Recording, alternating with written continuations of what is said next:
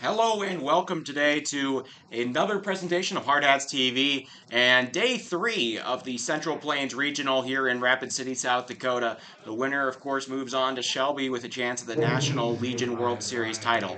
So, thank you all for tuning in. Today we've got an interesting game, an elimination game to start things out between two familiar opponents. We have a rematch of an incredible, suspenseful 5-4 game that came down to the wire that decided the a rematch of the Minnesota State Legion Baseball Championship.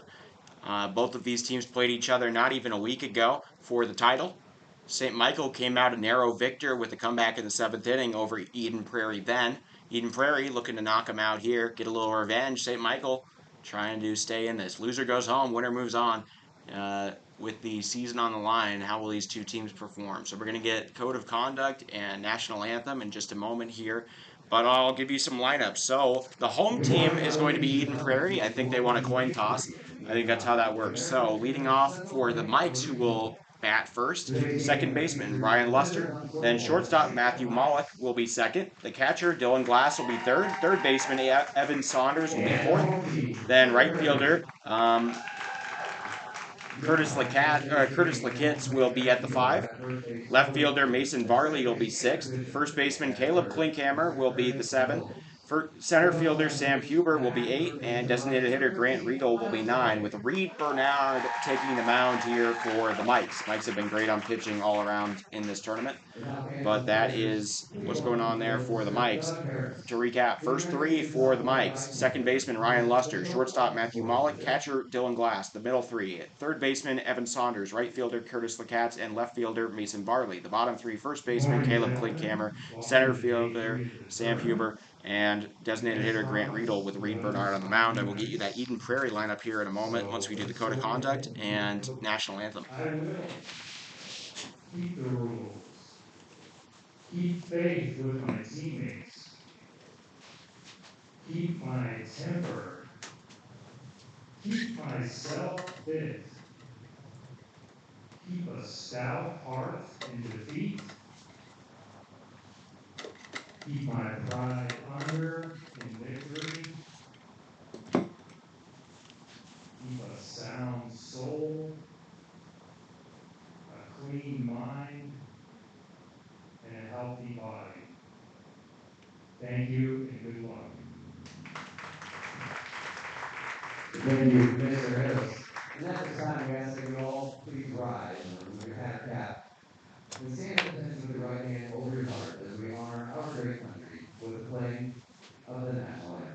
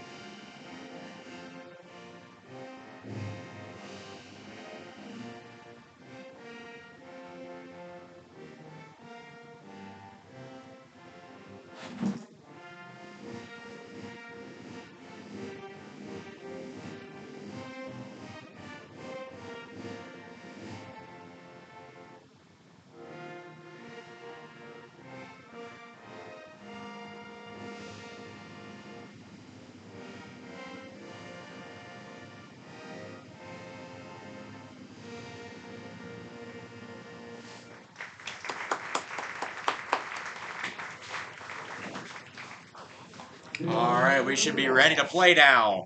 Get some baseball underway in this rematch of the Minnesota State Championship. So now I gave you the Eden Prairie lineup. We will turn you over, I gave you the Saint or the Mikes team, but now we have the Eden Prairie Eagles. Leading off for them is second baseman Nick Thompson, followed by shortstop Joey Flom at the 2-hole. Designated hitter Seth Tierney will be third. Cleaning up is first baseman Ashton Ferris. 5-hole inhabited by the catcher Dawson Miller. Third baseman Jackson Hunter is going to take his first swings here. He pitched the first game, earned a loss, in the Eden Prairie loss 6-2 to Fargo Post 2 on Wednesday. So he will be at the 6th. Center fielder Cade Hutchison will be 7th. Left fielder Connor Meadows will be 8th. And right fielder Haddon Anderson will finish things out at the 9. And Carter Arneson going to take the mound here today for Eden Prairie. So to recap, the first three for Eden Prairie: second baseman Nick Thompson, shortstop Joey Flom, and designated hitter Seth Tierney. The middle three: first baseman Ashton Ferris, catcher Dawson Miller, and third baseman Jackson Hunter. And the bottom three: center fielder Cade Hutchison, left fielder Connor Meadows, and right fielder Haddon Anderson, with Carter Arneson on the mound. So we are getting ready to go here in this game. The previous time these two teams played in the championship game, it was a very exciting one. Early lead by St. Mike's with a 2-run homer in the start of the in the first inning, and then a slow comeback. Eden Prairie held the lead going into the 7th inning, 4-3. And St. Michael not only got a single to tie, they got a single to take the lead in the top of the 7th. And Matthew Mollick came in and closed it out for him to win the state title. The Mikes won their second consecutive. They won both 2022 and 2023. They're looking for their first trip to the American Legion World Series. They seem to have a team that can do it, but standing in their way, we've got Eden Prairie. Eden Prairie, 3 out of 8 times they've reached the regional, they've gone to nationals, and of course the 2011 the 2011 Legion World Series champions. Also runner-ups in 07 and 2010. This is definitely a team that has been here before, a coaching staff not phased, and we will see who's able to come out with the victory in this one.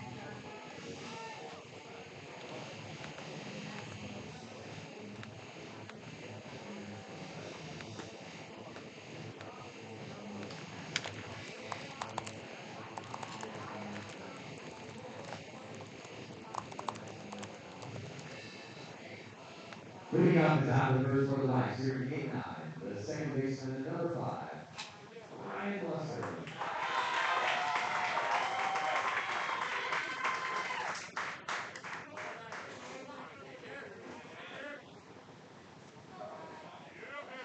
All right, so leading off here for the Mikes is Ryan Luster. Luster in this tournament 2 for 8 with a run and an RBI. Inside ball 1.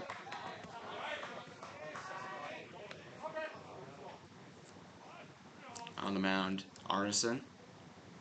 Eden Prairie pitched pretty well, but not elite in these 2 games that they've played. Won 6-4 yesterday over an Elkhorn South Storm team from Elkhorn, Nebraska. 2-0. Arneson locates right down the middle, so he'll do a 2-1 now.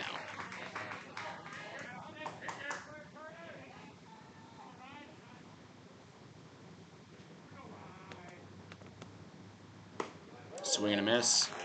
Strike 2.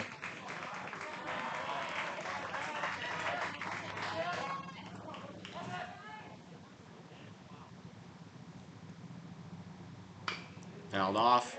Living to see another pitch here for Luster.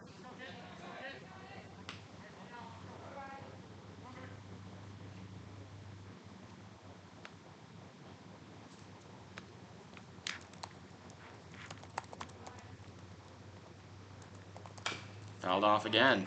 So Luster not giving anything easy, making the pitcher Arneson work for the first out.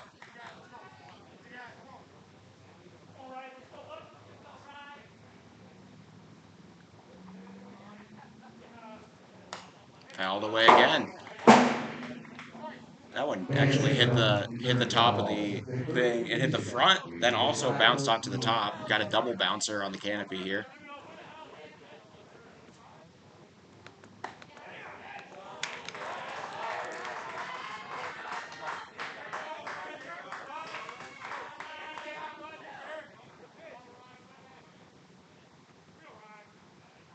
Three, two. Full count, smacked into left. That'll get through. So Luster, a leadoff single. Took quite a few pitches, but he's able to get aboard. And Ryan Luster starts out the Mikes with a hit. His third hit of the tournament, all of them singles.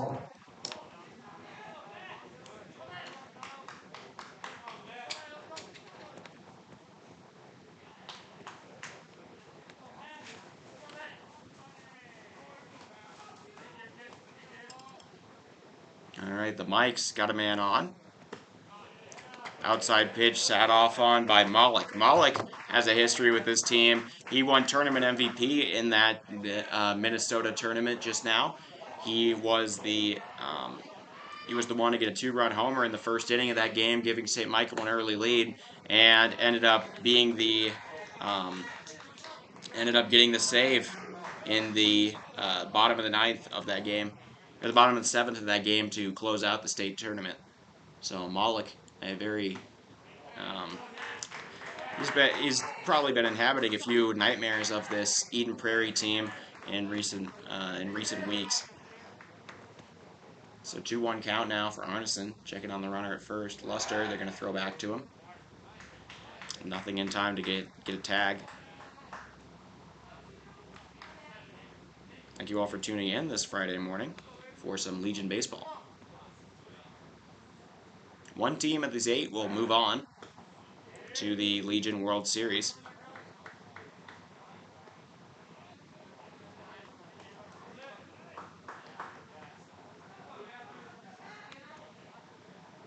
So 2-1. That's strike 2. Finds the outside of the plate. A fastball from Arneson. Oh, good point, good point. Sorry, Jeff. I was a little bit late to that. So we are at the first inning. So 2-2 count. Off the shoulder, he will wear one, and now 2 men on. Arneson puts the first 2 aboard. St. Michael Mike's looking like they could jump out to an early lead here in the top of the first. Inside ball goes a little too inside, hits a man, and it'll bring up Dylan Glass. So, the interesting thing about the St. Michael Mike's team, I was looking at the roster composition. All 16 of the players they brought to this tournament are seniors. So, every single one of them right now playing their final high school game if they were to lose. So, all of them don't have any backup plans. They are just playing. This will be the last game of high school they ever do at any level. They're trying to play a few more innings. That's a throw out to second, not in time. A little bit high for the tag, but a good attempt there for Miller. Got the man who was leading off pretty substantially over there at second. So now an 0-1 count to Glass. Glass 2 for 7 in the tournament. Does have a triple. St. Michael's team 3rd in batting average among people here. 2nd of teams remaining. That's going to be floated into center and caught. The runner going to stay. So out number 1 recorded by Arneson on a flyer out to the center fielder Hutchison. Bringing up the cleanup man, Evan Saunders. Evan Saunders, the cleanup man with 2 men on here, trying to give St. Michael an early lead. They have been kind of low scoring in their games. A total of 6 runs across 2 games, averaging 3 a game. That being said, that is a little bit less, but pretty close to what Eden Prairie is averaging at 4 runs a game. So 1-0 count. It's a fine morning. Don't have the same kind of weather concerns we did yesterday. No problems with any of that. I know that you St. Michael people remember the 1-hour lightning delay before. Skied into shallow center. Hutchison comes in, makes the out. So 2 flyouts now. Arneson recovers, and now not looking like any runs will come across unless Curtis Lakitz is able to do something about it. Lakitz had the tying single in the bottom of the 7th, or the top of the 7th in the comeback in the state championship game. He came through then. Can he come through now?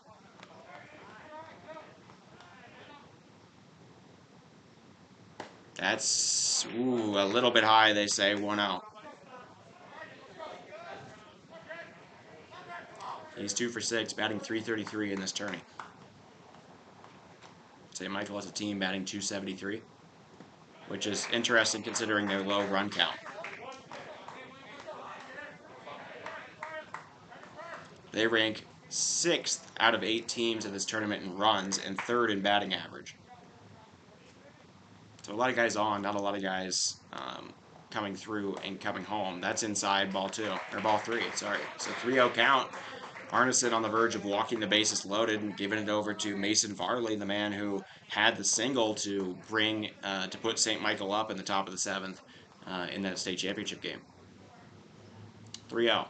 Arneson delivers right down the middle, so he locates. Now looking at 3-1, not giving out the walk yet.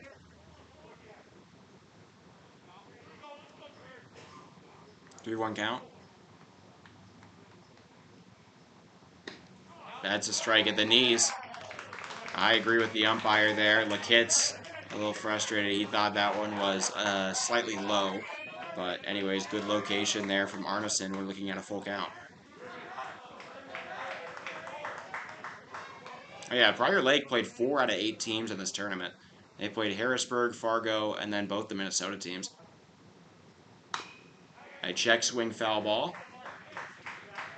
First base coach just runs after it, tries to stomp on the ball. First base coach, I believe that's Groves. He hurt his leg yesterday running in the outfield and is not playing today for the Mikes. He left with a limp. That's a high pitch, and that'll be the walk. So, Lakit's able to load the bases now. And 3 different ways of reaching first happened here. A hit by pitch, a walk, and a single for the Mikes. They've got bases loaded with 2 outs. Arneson trying to get out of trouble, but he's built up quite a situation here. The Mikes going to have a chance to take an early lead on the bat of Mason Varley. Varley, like I said before, had that go-ahead single in the top of the 7th to eventually win them the state title about a week ago.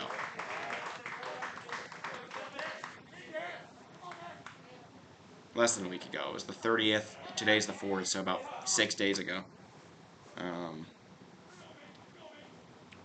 So Arneson trying to get out of trouble. High pitch, make it 1-1.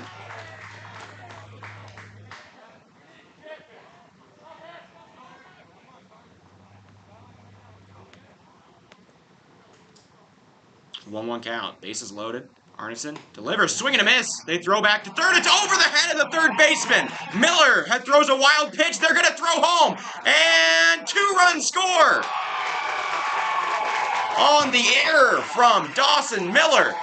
And the Mikes are on top. A pickoff attempt at third would have gotten the runner. He was not having any hopes of getting back to third, but Miller, a little bit antsy, skies it over third baseman Jackson Hunter, and that'll bring in 2 runs on a costly error by the Eagles. Eagles now up to 3 errors as a team. That's Miller's first.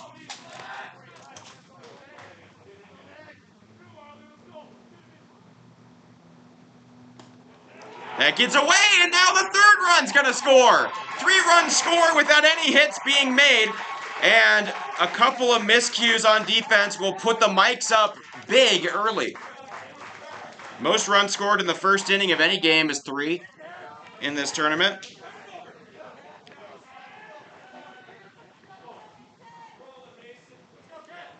So the wild pitch brings home Lakitz, who started off the at-bat all the way at first base. Soft grounder over to Arneson, throw to first in time. But the damage is done. The Mikes able to cash in on 3 runs thanks to some miscues from the Eagles, and they take a very good 3-run lead early in the game.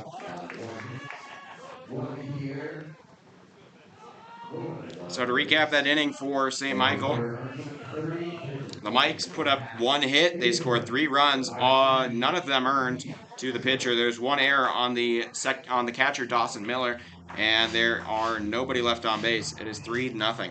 It's going to be time for Eden Prairie to respond.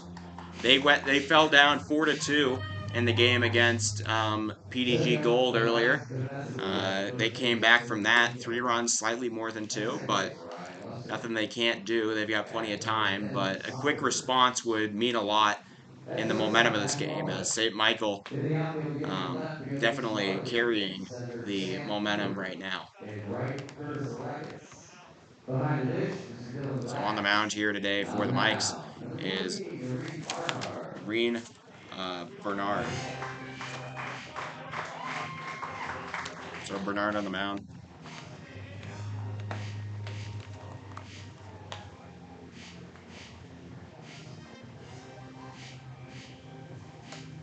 There are a couple more commits on this team than I realized because it wasn't on the PBR website, the Prep Baseball Report commits list on this St. Michael team. A news article said that they had 7 teams. Oh, they visited Mount Rushmore yesterday.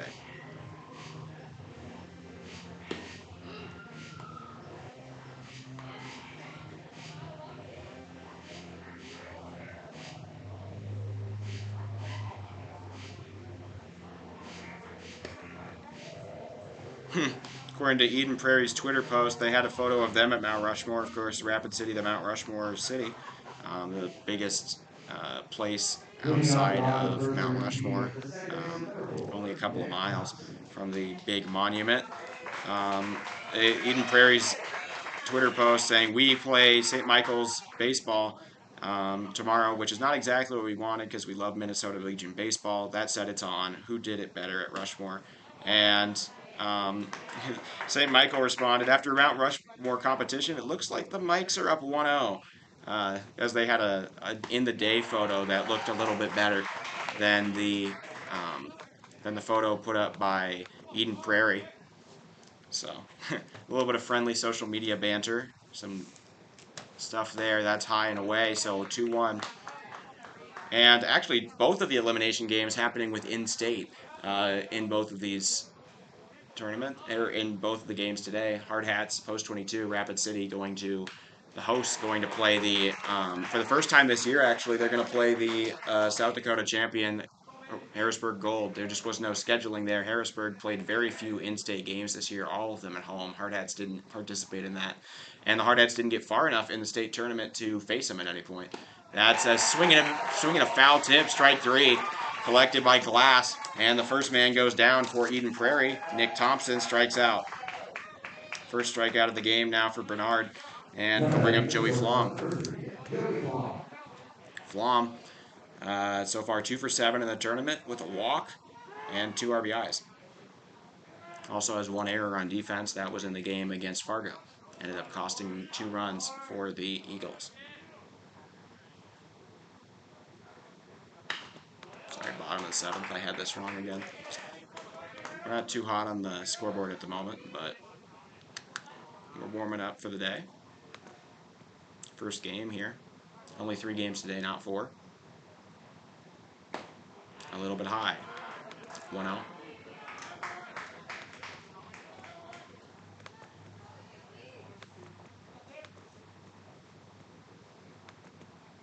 One count. A little bit high, make it 2-1. Hope you all have been enjoying Hard Ads TV here for the regional tournament, bringing you every game. We've reached the point. This is a big battle royale of amazing teams, but Shelby has some very strict qualifications, and so only one will remain at the end of Sunday. These Minnesota teams trying to make sure it's them. 2-2. That's lined up the middle. So a single from Flom will get the Eagles offense started, and it'll bring up Seth Tierney with a man on. That's a good thing considering the momentum that was starting to build for the Mikes. Big move there from Eagles, able to strike back a little and get a first hit. It took a minute for the Carpetland team from Nebraska to get a few hits off of St. Mike's. Zachary Holinsky had a very good outing yesterday up until a 3-run shot on 2 outs in the bottom of the 5th. Mike's finally broke a four-inning stalemate that went by really quick. Then 2 runs for the Mikes looked like they were going to in the driver's seat, and they waited, and with 2 outs, AJ Avasco, the Kansas State commit, knocked one out of right field. Tierney has quite the bat, but has not shown it so far. He is 1 for 6. He does have 2 walks, but he struck out twice as well. Tierney clearly got some power in his swing, but he hasn't gotten anything more than a single in this tourney. 1-1 count. That's skied into center. It is going back, and tracking it, Huber making the grab out by the track.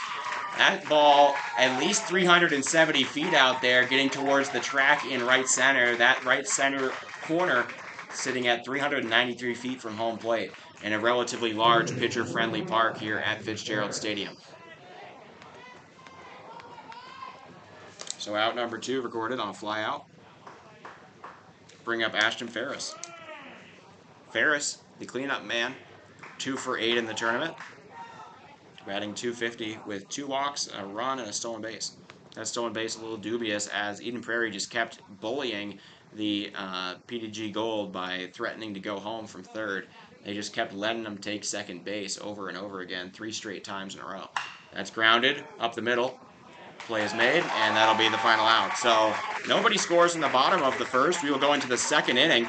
Currently, the Mike's in the driver's seat, up by 3 runs in this game going into the second inning over Eden Prairie. Eden Prairie going to come out, try to keep it tight as Carter Arneson looks to recover from what was a bad first inning. But that being said, he earned none of those runs. An error on Dawson Miller brought in 2, and a wild pitch did the other. So you are Arneson himself not too bad, though he did allow 3 men on. We'll see if he can set himself up well for the rest of the game.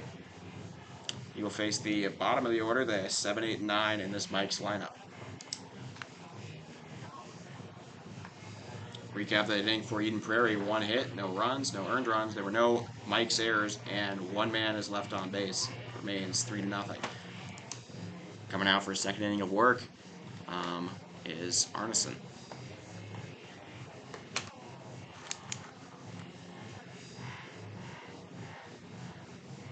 Yeah, so the deal here at Fitzgerald Stadium is a little bit wonky. 325 to left with about 7-foot walls out and left. Then you have 393 to left and deep left center and deep right center. Those are the furthest parts of the park. I believe it's about 385 to dead center. And then it is 330 to right, and everything from left, center, right goes is about 3 feet taller on the wall, about a 10-foot wall out there. So you have to hit it pretty high. You're not going to really see a robbery out in right. You might see a little bit of something in left though. That's only about a 7-foot wall. So slightly more friendly to right-handers than it is to lefties. That being said, AJ Abasco was a lefty. He hit it out the right field wall.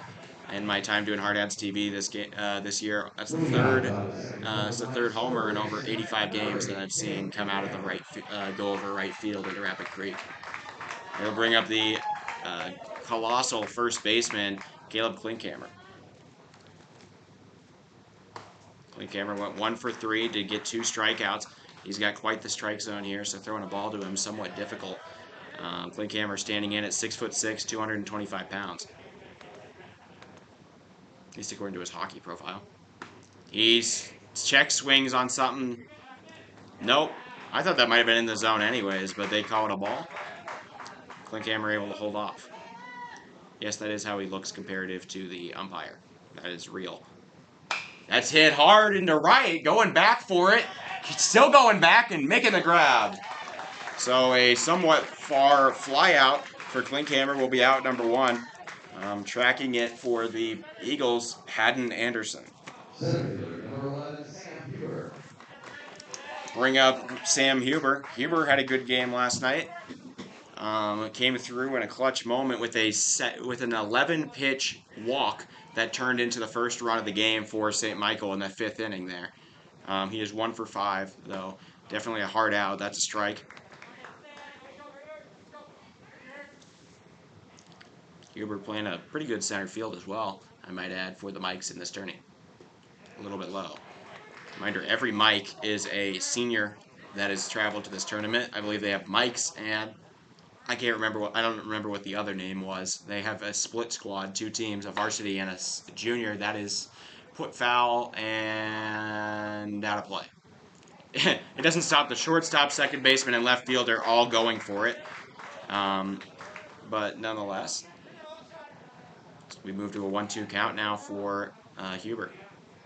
Huber's the kind of guy I like, just kind of a scrappy guy. Nothing too flashy on any of the tools, but got a good mind in there, and he's quick enough to get stuff done and determined enough to make a pitcher work. So a 1-2. Take strike three. He agrees with the call. That'll be out number two. Good location there from Arneson. Freezes the batter. That is the first K of the day for Carter Arneson. Number 21, Grant Riedel. Out number two. So now he faces the 9 here, the Grant Riedel. Riedel looking for his first hit or reaching base at any point in this. He played last night against, or yesterday afternoon, I guess you could say, against the, it's a soft grounder back to Arneson. Slow throw to first in time. So 1-2-3 inning. Arneson recovers, and going into the bottom of the second, Mike still lead 3-0, but Arneson recovers and pitches a very good inning.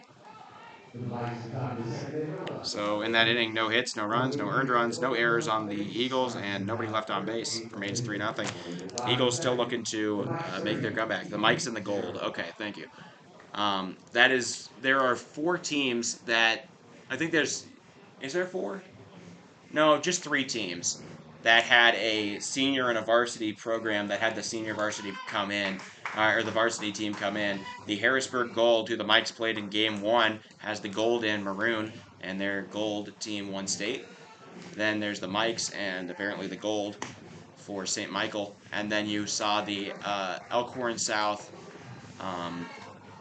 PDG Storm Gold team that played against Eden Prairie yesterday. That was the gold team. The other one is the other team, I believe, is white.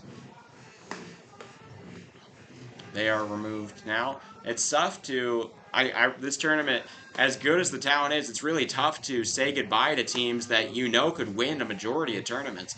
It's tough to say goodbye to teams that played amazing. I'm used to saying goodbye to teams. It's where like, you beat yourself. But no matter what happens here, we're going to be getting rid of a very good team from the field today. Probably 2 of them with the 2 of them no matter what with the elimination game later. But that is the virtue of bringing 8 great teams to a tournament. You got to get rid of the good ones eventually, especially if only one can be left standing. So now the 5-hole hitter, Dawson Miller, whose error allowed 2 runs in the first inning, is up. The Navy. All right, thank you, Jeff.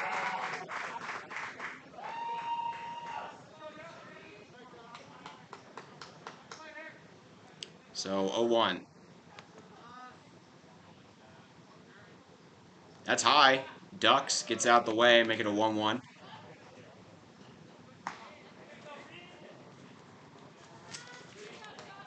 Bernard, looking at a 1-1 count. Nebraska, the weird thing in this tournament, two teams have been eliminated, and they were both runner-ups, where both of their contemporaries, the team that beat them in the state championship, is in the winner's bracket. So the two teams that have 2 states are both going to move down to 1. No matter what, we will have 1 representative of each state in the final 2 days of the tournament going into the weekend. That is something special. We will have guaranteed 1 South Dakota when they play each other today, guaranteed 1 Minnesota at the end of this game, and then no matter what, we will see Fargo or Carpetland tomorrow, as both of them are in the winner's bracket undefeated at 2-0. Mike's lost a very close one to Carpetland. That's low. Fargo, of course, beat this Eagles team. Wait, no, that was Fargo, right? Yeah, Fargo beat him 6-2. So Dawson Miller draws the leadoff walk. First man is on here for Eden Prairie. That's a good step towards some runs. Bringing on the third baseman, Jackson Hunter. Hunter taking his first at-bat of the game. Or of the tournament at all. He was pitching Game 1, had a rough outing against the Fargo Post 4 team. Yeah, no, Rapid City, we got 1 team. We do have a few teams, but they aren't Post 22. There's 3 teams in Rapid City right now. The Post 22 Hard Hats, the Post 320 Stars, who are across the parking lot, and brand new, the Box Elder Sliders, who are playing at McKay Field, also across the parking lot. But those are different posts. So the Post 320 Stars have the throw out back to first, not in time. Clint Cameron tries to apply the tag. A good attempt there from Glass, but so those are different teams. The Stars have their own minor league programs. The Hard Hats have their own.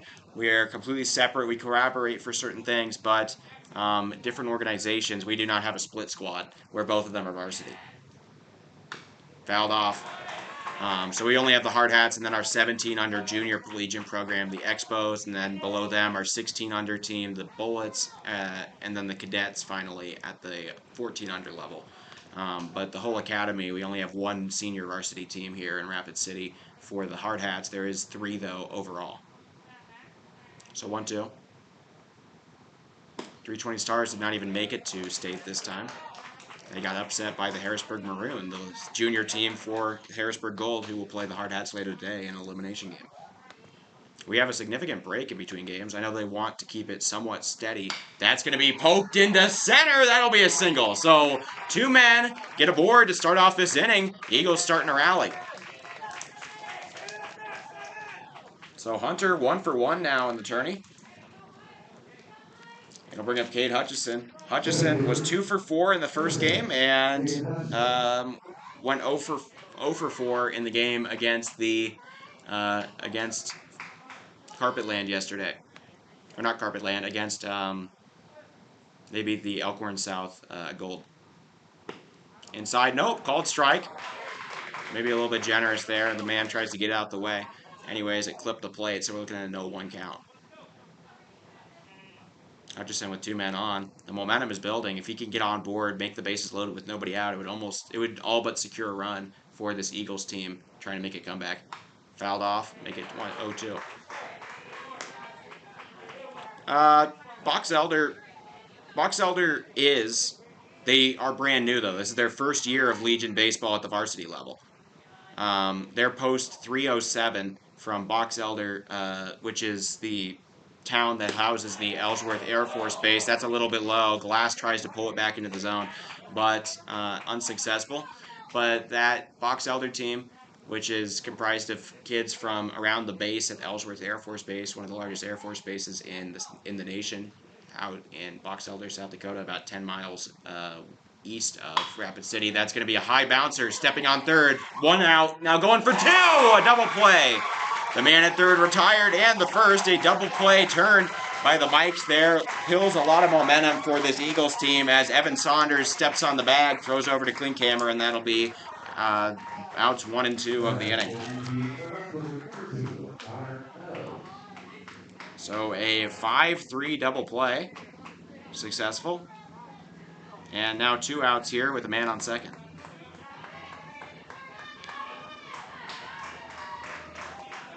Yeah, no, they're brand new. It's all right, Jeff. But they're brand new. It's their first year doing it. They aren't allowed to participate in any of the senior Legion programs for a minute. The way that came to be, I believe, is Babe Ruth baseball, the 14 under, Little League kind of thing, hadn't been in Rapid City, and there were some parents who wanted it. One person just decided to make Babe Ruth, and so everybody from the Rapid City Box Elder area that played Babe Ruth, they can advance and after Babe Ruth still have a program because Babe Ruth interferes with your 14 under stuff. Throwing back to second, not going to be in time. But that interferes with your development at the lower levels of the hard hats and post 320 stars. So you're looking at some lost time there. And so the Babe Ruth people decided that they're going to make a team, 2 teams, I guess. They have 2. They have a 18 under, 17 under of Babe Ruth graduates that now play for the Sliders. So that's the situation there. It's a brand new thing. I think they have 2 more years where they can't make it to state. That being said, they went 0-8 in state this year, so I don't know, not looking too hot generally speaking. They got beaten. They got swept by the post 22 Legion 17 under team. That being said, the 17 under post 22 Expos won over 50 games this year while losing just 11. They went 53-11 on the year, and won a Legion program. Yeah. That's low, taking off and stealing the base is Eden Prairie's Jackson Hunter, and that'll be a stolen base. So now just 90 feet away, full count here to Connor Meadows.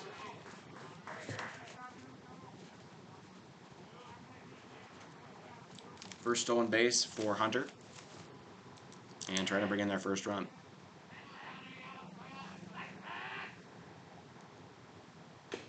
Fouled off. As I understand it, we played a couple of the same kind of teams.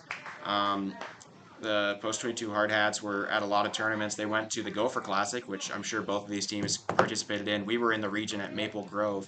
Lost one game to Sartell, went 4-1 otherwise, but was unable to make it to the final few games. We didn't make it out of our region. Taken a little bit high, and that'll be a walk. Good eye, rewarded from Connor Meadows, and the inning will continue. Bringing up the 9-hole hitter, Haddon Anderson. Anderson had a heck of a night last night. 2 runs, an RBI, a triple, and reached base 2 out of 3 times.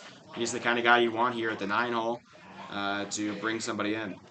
So 2 walks now issued on the game for Bernard. Full count walk, and Haddon Anderson is waiting.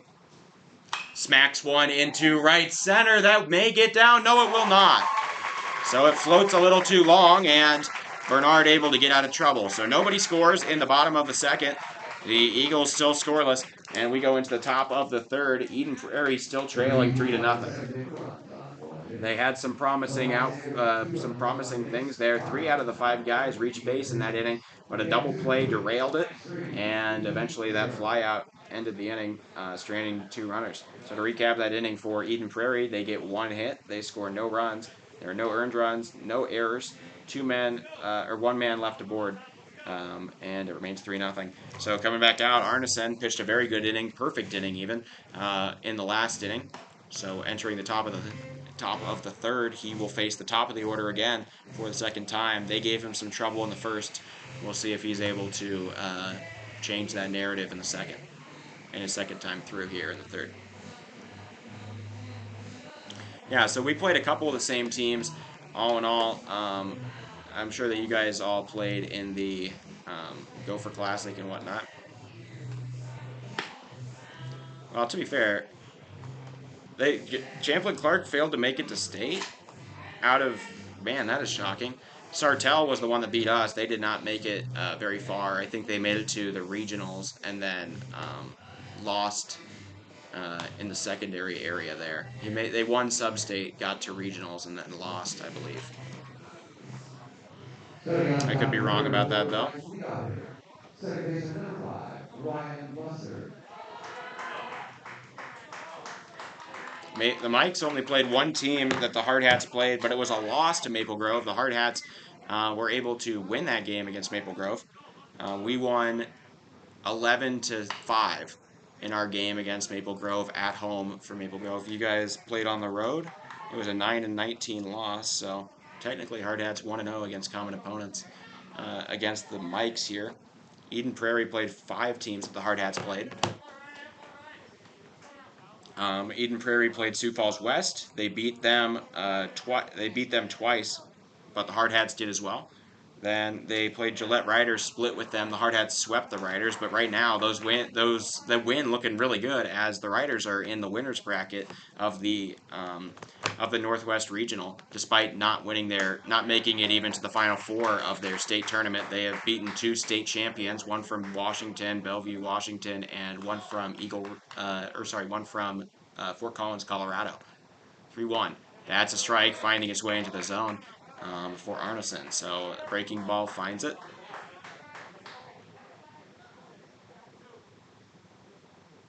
So full count is swatted over to the pitcher. Arneson, his 3rd put out of the game, successful. So he puts out in another. 5 consecutive retired now. 5 consecutive Mikes retired.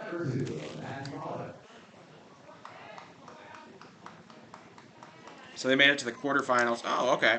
They lost the state quarterfinals, so they got to the final 8. All right, good for them. Yeah, they beat us in a kind of tough one to swallow, a 5-3 loss, where the Hard Hats left a lot of guys on the bases and had a iffy outing from one of their more sure thing starters.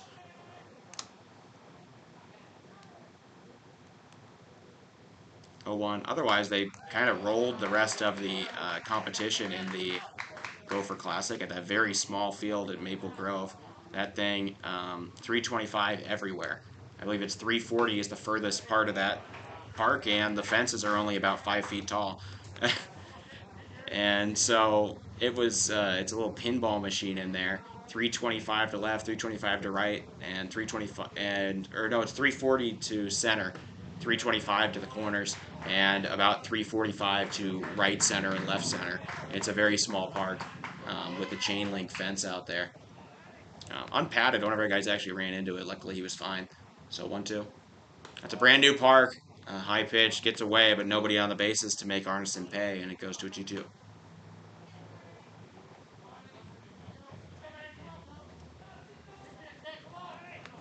Thank you all for tuning in here. Some Friday baseball. 2-2 count. Up, make it 3-2. So full count now to Malik. Malik, of course, a thorn in the side of this team. Adina has a lunch bat of a field. That is going to be reached on and hit into shallow left. It'll drop. So Malik golfs one from the other batter's box and is able to reach, poke that one into left, and that'll be a single. So Malik reached base twice now. He's been unstoppable in general against Eden Prairie, of course, being the man who got the save in the state championship and hitting a 2-run homer to get St. Michael to an early lead in that state championship a little over a week ago. So Arneson does surrender that. You can't blame him. That was a pitch that shouldn't have, by all means, should not have been hittable. Saunders, or that's not Saunders, that's Dylan Glass. Glass flew out to center his last time up. He is now here with a man on. A double play ball in effect. With one out here. Swing and a miss on one way in front of him. Arneson, the breaking ball makes Glass look a little foolish, and we go to a 1-1.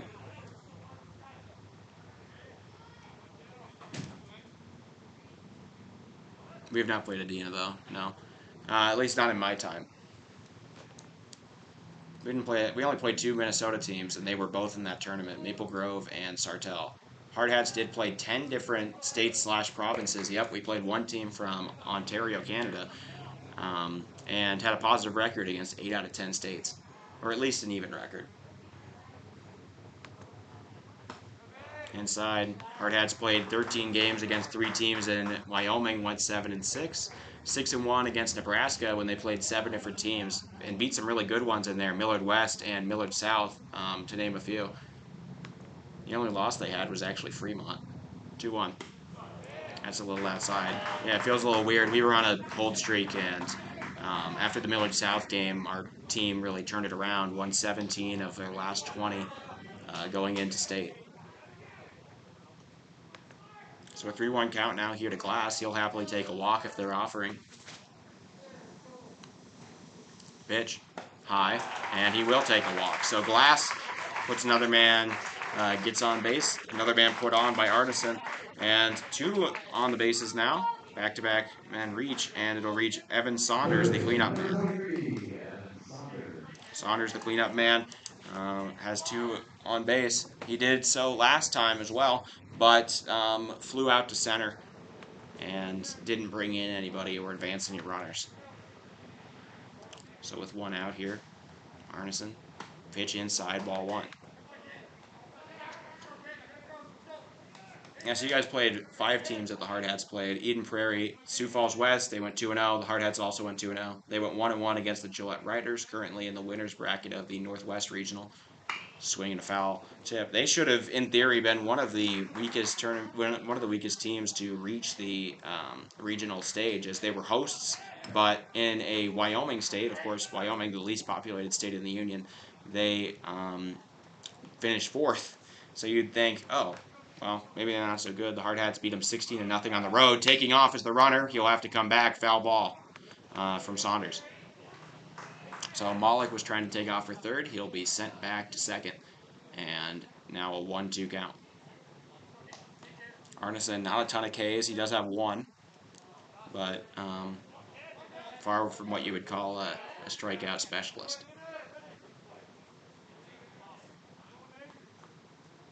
There were 18 home runs at Maple Grove that weekend. Hardhats hit 6 on their own. Well, they hit 3 in the first game against Bellevue East. They put 2 in the game against Aberdeen. And 1 against Maple Grove. So yeah, that's 6.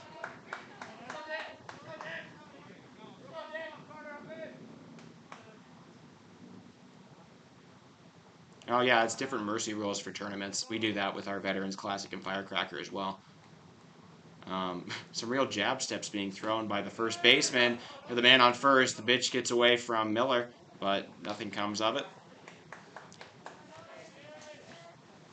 Malik and Glass there. Glass was trying to psych out the pitcher Arneson by doing a few steps, knowing the man wasn't covering first, acting like he was about to break for second. He's got a base occupied though. He can't exactly take it unless the other man runs too. Popped out of play. So 2-2 again. Keep on fighting, Evan Saunders.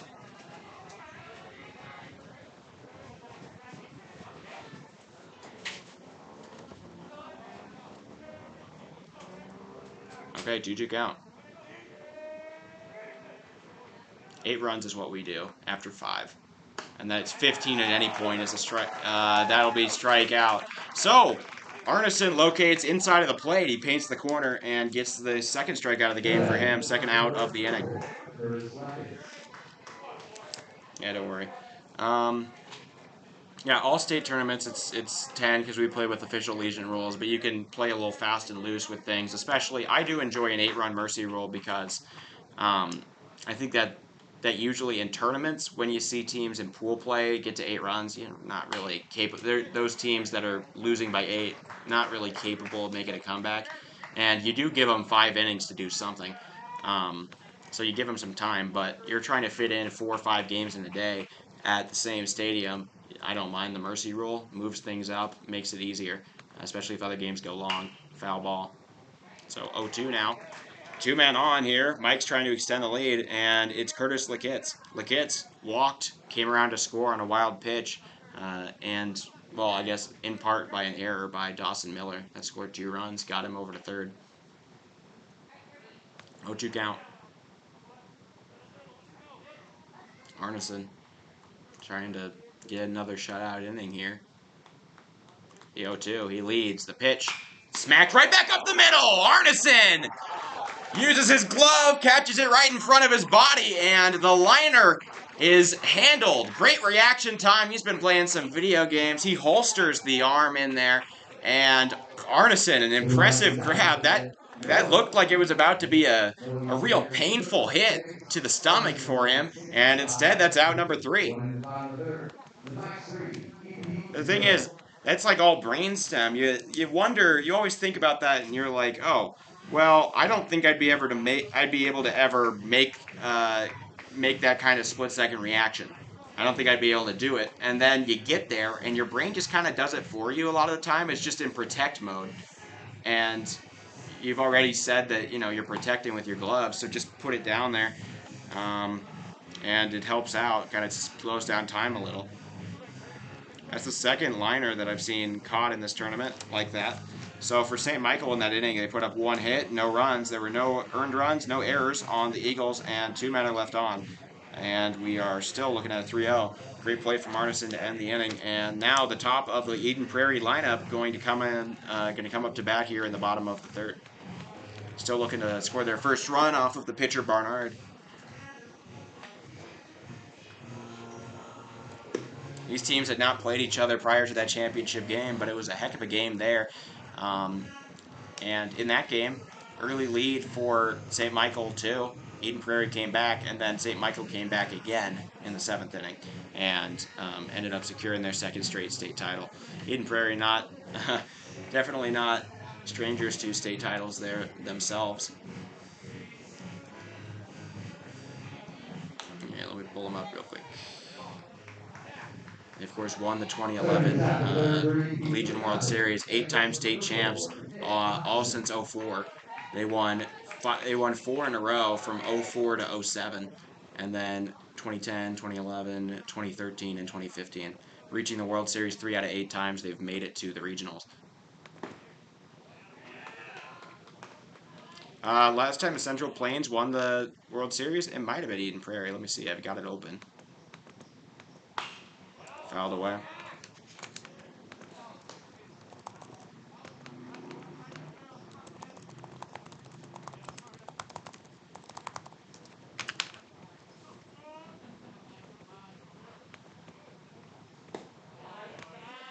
I know Fargo got really close in 2019.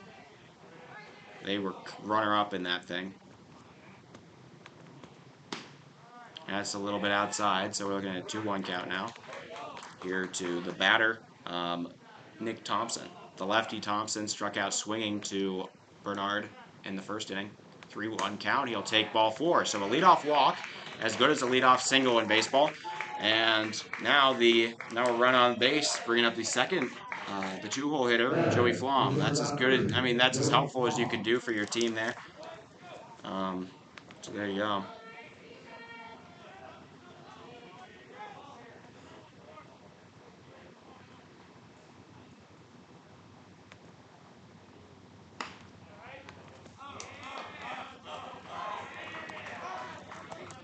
There was a really good page made by American Legion that I used at some point.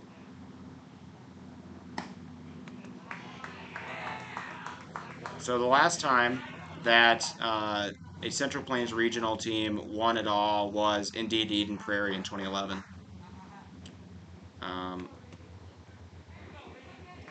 Though, of course, Fargo finished runner-up to Idaho Falls in that one just a little bit ago. So, that's 10 ago. If there's 8 regions and it's 10 years or 10 tournaments ago, because of course 2020 didn't happen. So at 20, yeah, and then we haven't finished 2023. So the last 10 tournaments, this team did win one, or this region won one, meaning that it is about average for producing champions out of all the regions. Of course, the Hard Hats won theirs out of this region back in 1993, 3-1. Outside, Glass throws to second, not going to be in time. So a stolen base successful from Thompson, and we go to that'll be a walk. So never mind, not a stolen base. I forgot that was ball 4, and now both are doing these. So neither of them get a walk, but they're going to come talk for a moment with the starter Bernard. He walks the first 2 opening batters. Mike's holding a commanding but very vulnerable 3-run lead.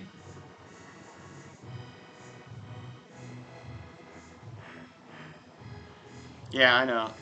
Yeah, college is just starting. I get it. I think that the coaches at college are more than happy to let you do that because you're just kind of doing off-season conditioning and training, and you're getting a heck of a lot of training playing against national competition out in Shelby. I don't think any Legion or any college coach is going to get really mad at you for playing that unless you're in like the SEC or something.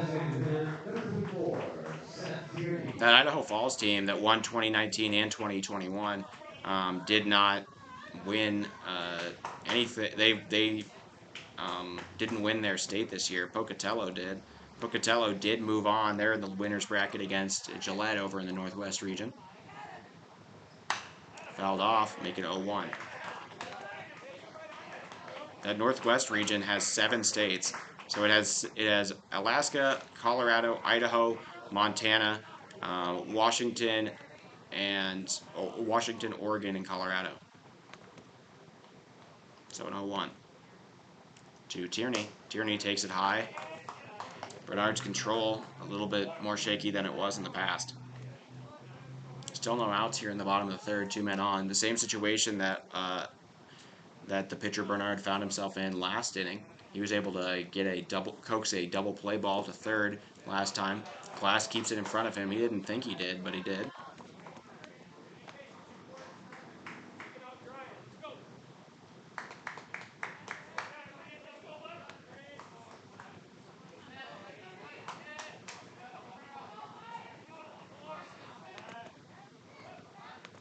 So 2-1 count. Bernard checking in on the runners. Delivers. Tierney fouls it off, and we go to a 2-2.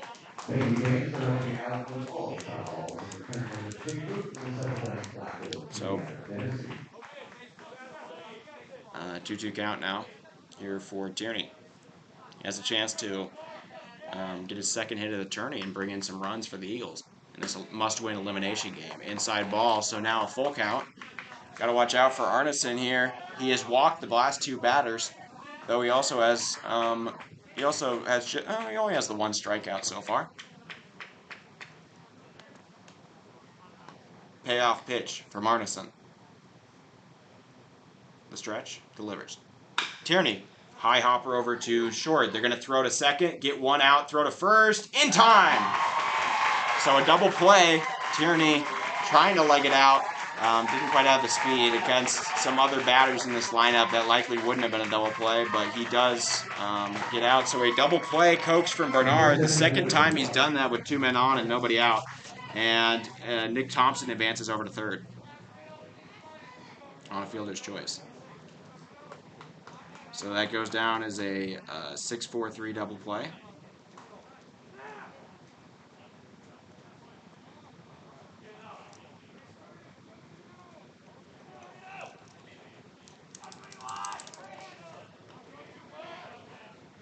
And it'll bring up Ashton Ferris.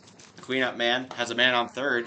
1 run would be some good progress for this Eden Prairie Eagles team in this must-win game.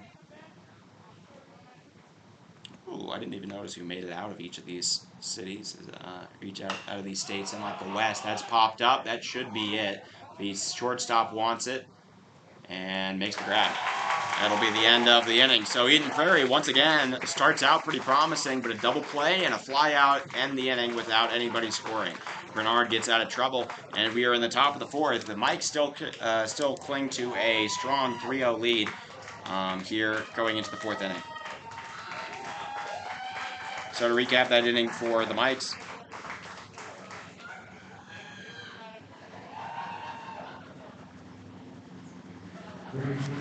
Mike's definitely a team that I could see winning this whole tournament. Eden Prairie, a dangerous team in their own right. They've been here. They've won it 3 out of 8 times. If that doesn't tell you they're capable, then I don't know what else. That being said, they did have that loss to Fargo, where Fargo led the whole game, which doesn't fill with a ton of confidence in my book. But we will see. They are ready for it. They are the Minnesota runner-up, and they have won a Legion World Series more recent than any other team in this tournament. Recap that inning for Eden Prairie. No hits, no runs, no earned runs. There were no errors on the mics, and 1 man is left on base. 3-0 is the score.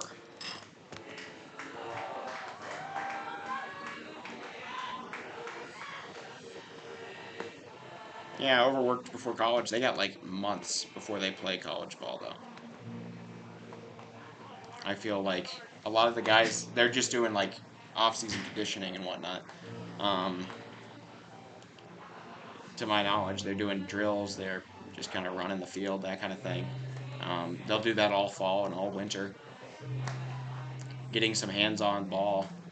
They just don't want you to hurt yourself. That's the real thing. They don't want any more injuries, but they don't mind you getting playing top-level competition and getting to learn getting to play some high-level players for your hometown. I don't think they're going to be too upset, especially since it barely overlaps with their time. So now Caleb wait. Yeah, wait. No, that's Mason Varley. Varley leads off the inning here. Arneson still on the mound for the Eagles. Off the foot. He does not make any attempt to move. It does not matter. He stands his ground, takes the base on a soft breaking ball that found the zone. Oh, they have fall ball teams? I didn't know that. My bad. I'll be honest, I'm a college basketball guy more than I am a college baseball guy. Run a Twitter account, about 16,000 followers, NCAA buzzer beaters and game winners, where I look at top to bottom all the game winners and buzzer beaters for men's and women's basketball. Hit by pitch, though. Varley moves over to first. Brings up Caleb Klinkhammer, which is a very good name for a hard-hitting 6'6" guy. Klinkhammer, a very strong name and a very strong man here. That's called a ball a little bit outside, so 1-0. Klinkhammer gets the sign from his coach, telling him to do whatever. I mean, that's not what it said, but anyways. 1-0.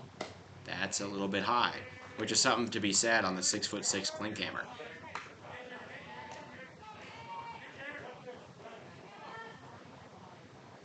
Relaxing day out here, not a ton of wind, maybe 8-9 miles an hour coming in from right center.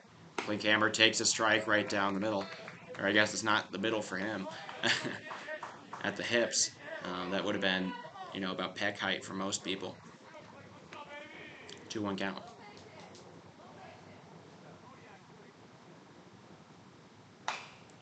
Chopped away, and we go to a 2-2 count. Klinkhammer does have a few Ks on the year, or on this tournament. He is 1 for 4 with 2 strikeouts.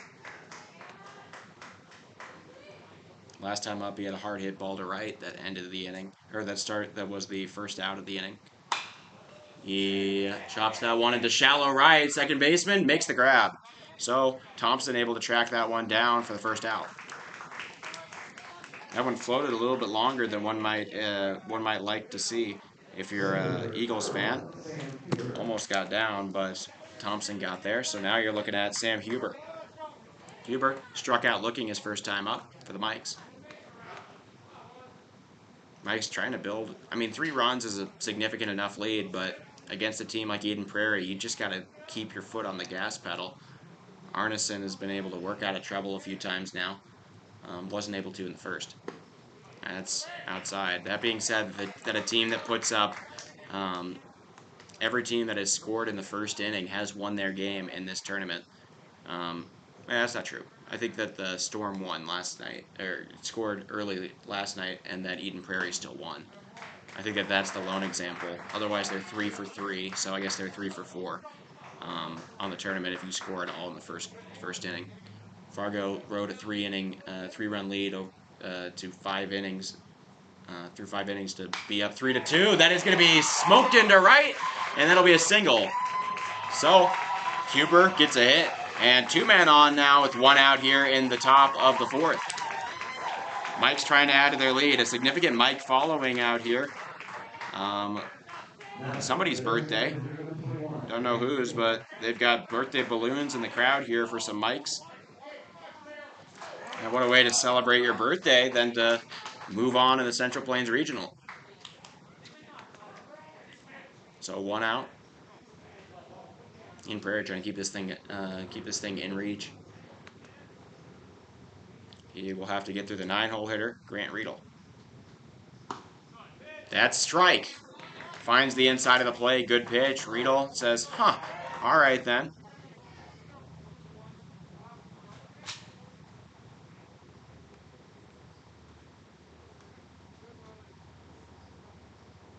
That is smoked into left and caught. So it doesn't quite have the launch angle required for anything, and Riedel flies out for out number 2. Second out of the game now for Riedel. He's 0 for 5. Bringing up Ryan Luster, the leadoff man. Luster, leadoff man here. He is 1 for 2 on the game. Started out the game with a single. A single to the right place right now could bring home Varley from second.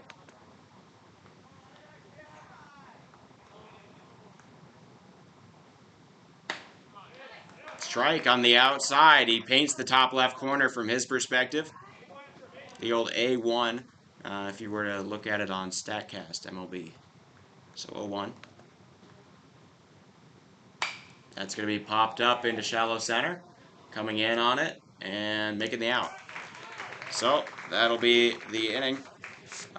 Eagles able to keep the Mikes off the scoreboard. And yet again, we go into the bottom of the 4th. It is still 3-0, the same way it has been since the top of the 1st.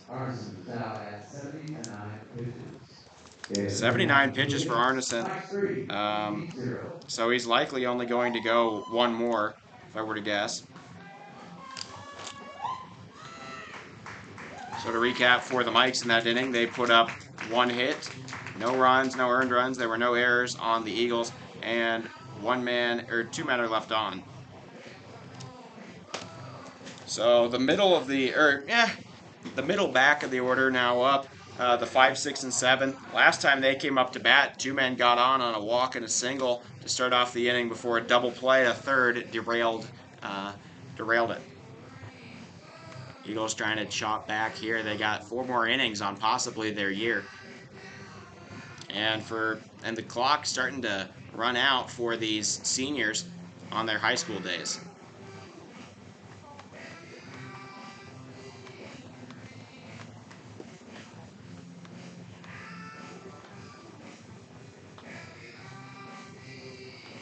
So teams recently to come out of the Central Plains Regional and win it all: Eden Prairie in 2011.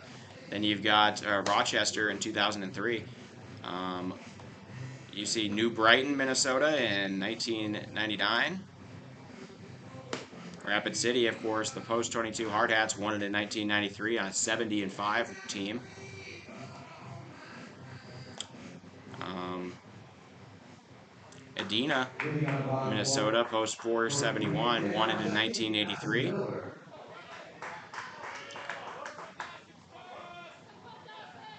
And I don't think there were regionals back as long as these other teams had won it. So there you go. The that's what it looks like. So most of the teams coming out of Minnesota that have won it, only one exception is the post 22 Hard Hats. Nebraska never won a state title, or never won a Legion World Series, though they're quite a strong baseball state. So Miller, 0-2 now. Brennan delivers. That's going to be put up into right field and caught. It'll be out number 1. So Bernard puts it out, gets the first out of the inning on a high fly ball to right. Bring up Jackson Hunter. Hunter 1 for 1. He got all the way over to third, stole a base, and got his first single. So there you go. Outside. So yeah, 4 champions from Minnesota in the last 50 years. 1 champion from South Dakota. North Dakota got dang close in 2019 before losing the title to Idaho Falls from Idaho. And they've had some other close run-ins, but North Dakota not won a national title, and Nebraska neither. So that's going to be a hard hit ball over to second. It's muffed. They will still make the out.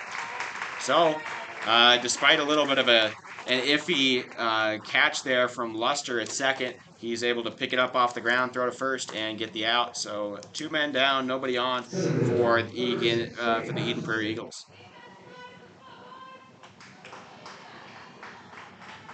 Eagles need to turn it on at some point here. They do not want to go home just 2 days into the tournament. Or just 3 days in. I mean, to be fair, you'd be about average, but Eden Prairie doesn't want to be average. They want the whole thing. They want to go to Shelby. They want to win that second national title. This is Cade Hutchison. He takes a ball outside. 1-1. Hutchison grounded out into that double play at third last time. He's 2 for 9 now in the tournament. Hasn't got a hit in 2 games. That is a big swing and a miss at the top of the zone from the pitcher, Bernard. So 1-2. Hutchison lays off. 2-2 count now. Eagles trying to add to their, or trying to chip away at this lead, keep the inning alive. Hutchison, he's poised. Bernard delivers. Popped up. Over to second. Luster after it. Calling it, making an out. So just barely able to make the out before they run out of before he runs out of territory and collides with the right fielder. But that'll be the inning. So nobody scores, nobody gets on or anything in the bottom of the 4th. We enter the final 3 frames, past the halfway point of the game, and Minnesota, the Minnesota Battle of Minnesota here, currently sitting in the hands of St. Michael, who has held a 3-0 lead since the top of the 1st. Recap that inning for Eden Prairie. No hits, no runs, no earned runs, no Mike's errors, and nobody left on base. So, first inning that nobody has reached for the Eagles. The Mikes will bring up a pretty good part of their order here, the 2, 3, and 4 in the top of the 5th. That is Maulich, Glass, and Saunders. Maulich living rent-free in the heads of some of these players.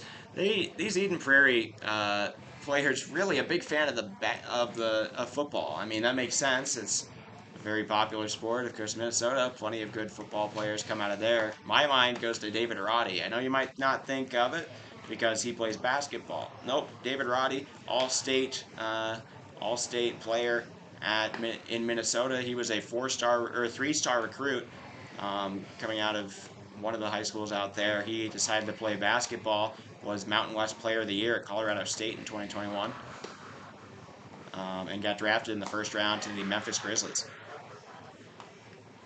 So there you go. If you'd like to get I'm a big a fan of Super that. Parent program for the Six Plains Regional, please head up to the big booth. They are at a discount price of $5.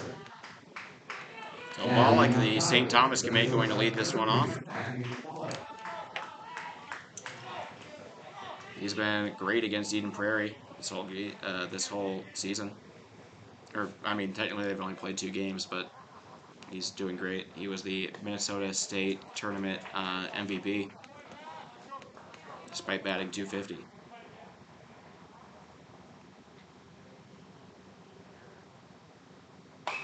Popped up, and should be a routine play. Calling for it is Flom. He will make the out. So, first out retired. Not a lot of hitting going on in this game at the moment. And up comes Dylan Glass. Glass is 0 for 1 with a walk in this game. Done very well behind the plate though.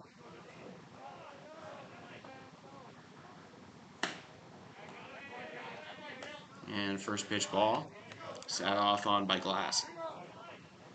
Arneson, like I said, was on 79 pitches in the last inning. He's only used a few to get the first out of the inning here, but he is likely going to, if they can work him to at least 15, he's probably not going to pitch much more. Maybe 1 or 2 outs in the 6th. That's a liner over to second. It's in and out of the hands of Thompson. He will still throw to first, not in time. So an error on Nick Thompson will allow the catcher Glass to reach the bases. Second error of the game for this Eden Prairie team. Should have been a routine play. It was a hard hit ball, but Thompson, that's his second, I believe that is his second error of the tournament. It is. Second error in 3 games. Been a rough tourney for him on the defensive end. Turned a couple of double plays, though, nonetheless. That's hit hard and deep into left center. It's going back to the wall. It's going to hit off the wall. Now, coming in, Glass is going to touch third. He's scoring. They're thrown to the cutoff man. No play at the plate. That'll be a RBI double from the cleanup man, Evan Saunders. The Mikes make one more run here, and it's now 4-0 St. Michael. That was a very hard hit ball. Just one skip to the wall out there in left center. That is 393. That was at least 375 as it bounced the track out there in left center. So an RBI double, the first run scored since the first inning of the game. And so that error comes costly for the Eagles. That's the third error. Well, that would be the 4th run allowed by the pitcher Arneson, and he still has 0 earned runs because of all the errors letting people on. This is Lakitz. Lakitz up to bat. He had an RBI single that tied things up in the top of the 7th in the state championship game. Also had a very good state championship all in all considered. Lakitz takes one right down central, so we go to a 2-1 count. Lakitz drew a walk, came around to score on a wild pitch last time, or in the first inning. He's 1 for 2 on the day. Foul tip right into the glove of Miller, make it 2-2. Last time up, Lakitz hit a liner, smoked a liner right back at the mound, and it was caught by Arneson impressively, so a 2-2 count. That's going to be hit into center. Backpedaling, making the grab, and nobody will tag up. That'll be out number 2. A fly out to the center field will be the second out. So the runner, Saunders, not bothering to tag up, will bring up Mason Varley. Varley 0 for 1 hit by pitch in this game. He was 3 for 3 in game 1 against Harrisburg, and has gone 0 for 4 since. Still, second highest batting average in the tournament entering the game at 500. Also does have a walk. So no 1 count here to Varley.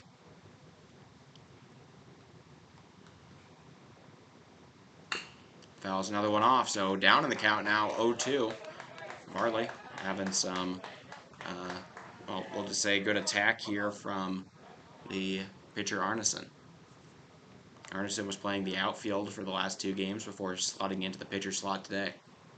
He should have been one of the starters, maybe in this exact game, as it's been now 6 days since the state tournament in Minnesota, meaning that there's no pitch restrictions on anybody left, as 5 days is the max amount you can be held out based off of pitch limits. So this would have been one of the guys they used late in the state tournament if you were to piece it together that way. One of the guys they trusted or they were reaching for.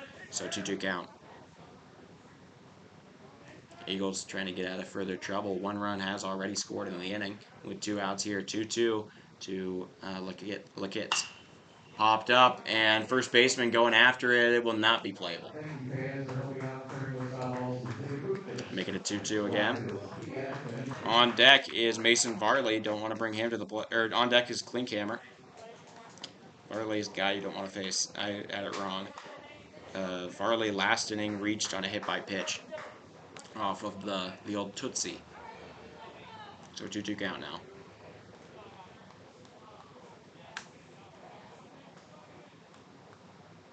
Varley, the 2-2. Just a little bit high. He's able to watch it go by, and we go to a full count now. Arneson probably reaching the end of his day here. Probably the last out he will try to record, and possibly of his high school career. So, payoff pitch. That's strike 3. Good pitch, finds the top of the zone. A breaking ball drops in, and that'll be out number 3. Arneson gets his second strikeout, or the third strikeout of the game, and strands a runner, but one comes across on the double from Evan Saunders. Might now lead 4-0 in the bottom of the 5th.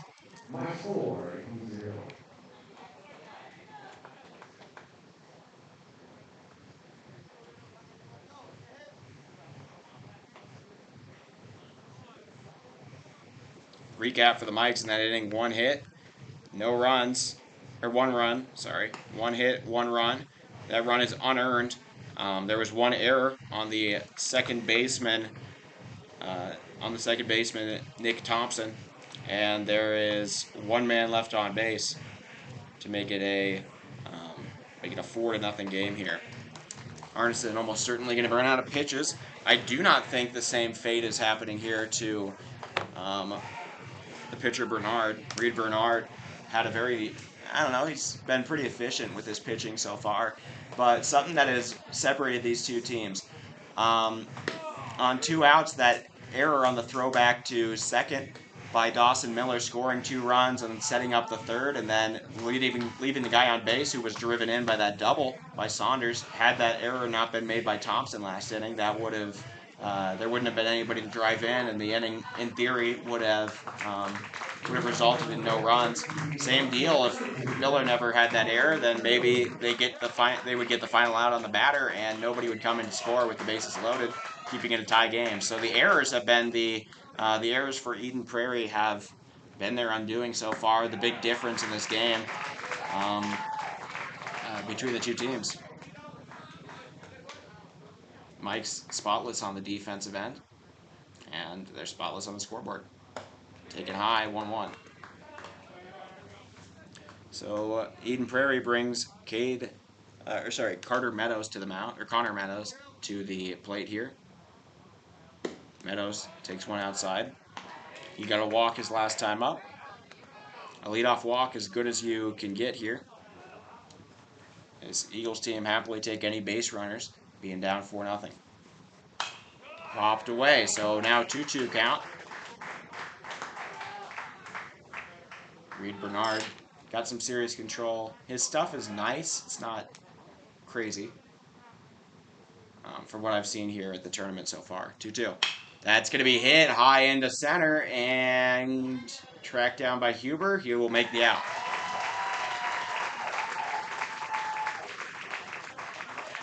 No. They're borrowing one of our buses. I didn't know they rode the same bus. I honestly thought that Eden Prairie flew in. That's what I thought possibly is that they flew in here, but I did notice that they are using the backup bus from Post 22 to get around right now. First pitch strike. Reed Bernard able to get that.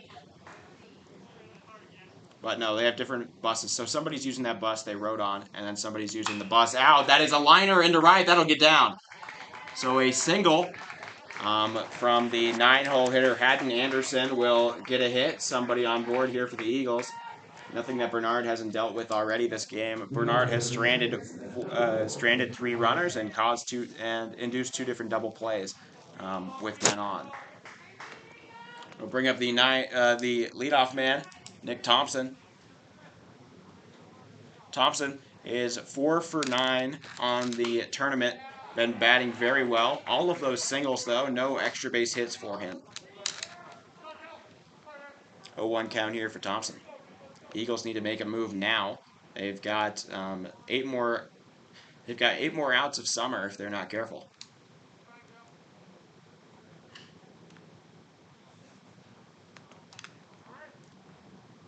Time called. Bernard was really staring down the batter.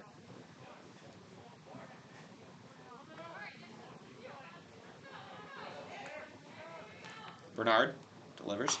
Fouled off. Nope, fair. It'll be just inside the line, and that'll be out number 1. Taking off for third because nobody's covering, and good heads-up base running will lead to an extra base from Haddon Anderson. So that one it was a bouncer, but it had enough spin towards the infield that it came back, that it stayed fair. It felt like a foul ball to me. It felt like a foul ball to Thompson, but nonetheless, a 5-3 putout. But I would argue that's a stolen base from Haddon Anderson. He realized that the third baseman, after making the play, had not gone back to his station. The shortstop for the Mikes, Malik, was trying to chase down and keep pace with Anderson heading to third, but was unable to make the catch and tag him. So able to get an extra base there. Anderson, a very heads-up intellectual play. That'll help out the Eagles here. They're still looking for their first run. So 1-1, man on third.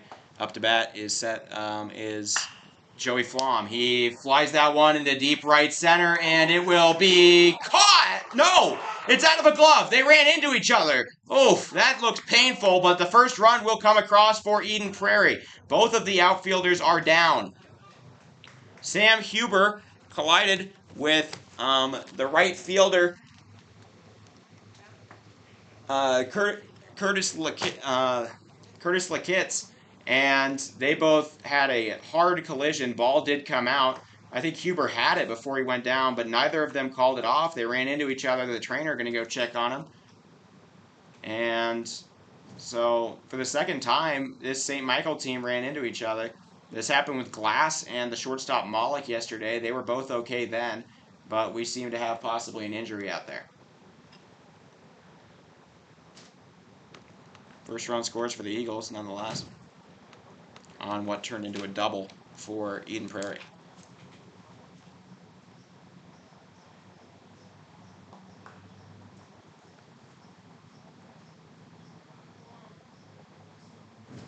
And it was a tough one. Both men not at top speed, but at a relatively fast.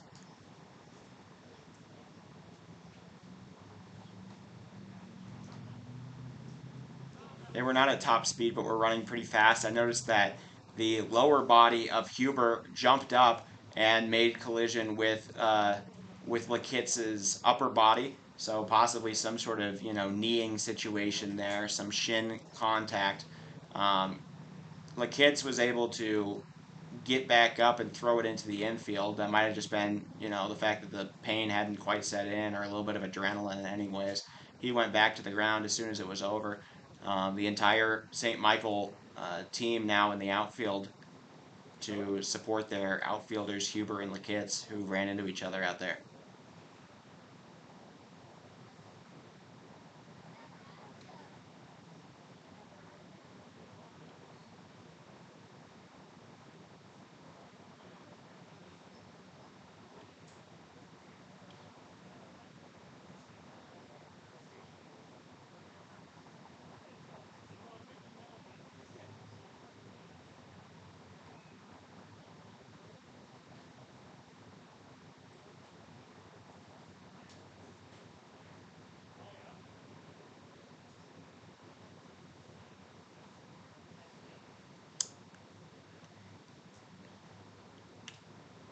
hoping they're okay. One of them has stood up. I believe it's Lakitz.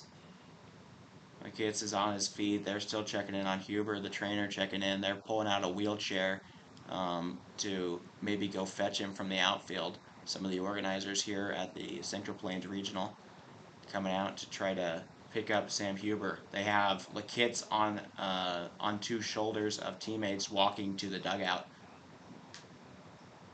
This comes after Groves hurt himself yesterday, trying to hold up for something. He was the right fielder yesterday, and then Glass and Malik ran into one another, but were okay in the end. At the end of that, a glove flew off of Huber as he came down, and so the wheelchair not going to be necessary.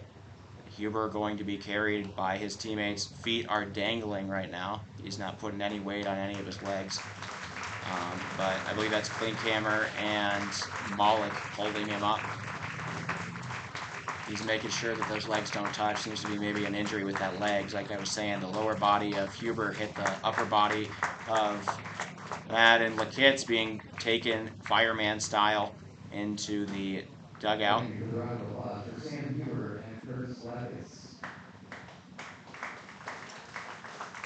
And now finally putting a little bit of weight on his right leg while holding that left leg out. You see a little bit of a bulge situation coming from that left leg of Sam Huber. It could just be a kneecap, though. That was an ugly collision. Unfortunate reality of playing the game of baseball. Despite it being non-contact, you don't have to worry about any of the football hits or anything, or but you'd still have to worry about collisions with your own teammates out in the outfield. And there's no padding here for any of the players, as it's somewhat rare to see that. So 2 new outfielders, I assume, will come to the game now for St. Michael. Neither of the outfielders, Lakitz or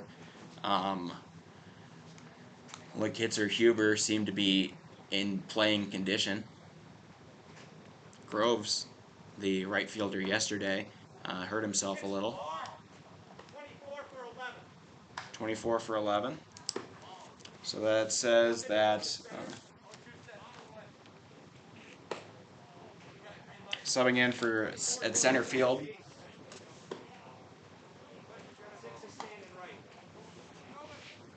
Oh.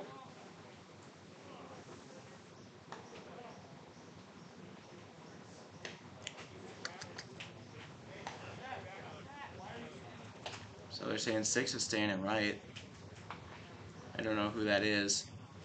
I do have the lineups here.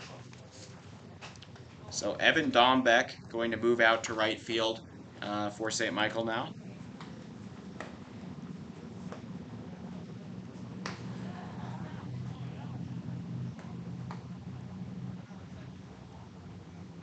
Dombeck in right, I believe. And then I did hear 24. So Zachary Holinsky, or no, Joseph Rathman, Joey Rathman, going to head out to center.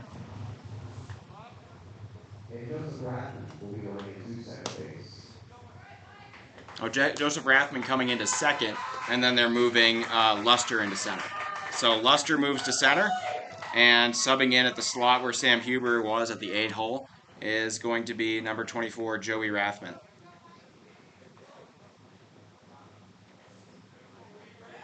Rathman will be playing second base. So a tough collision.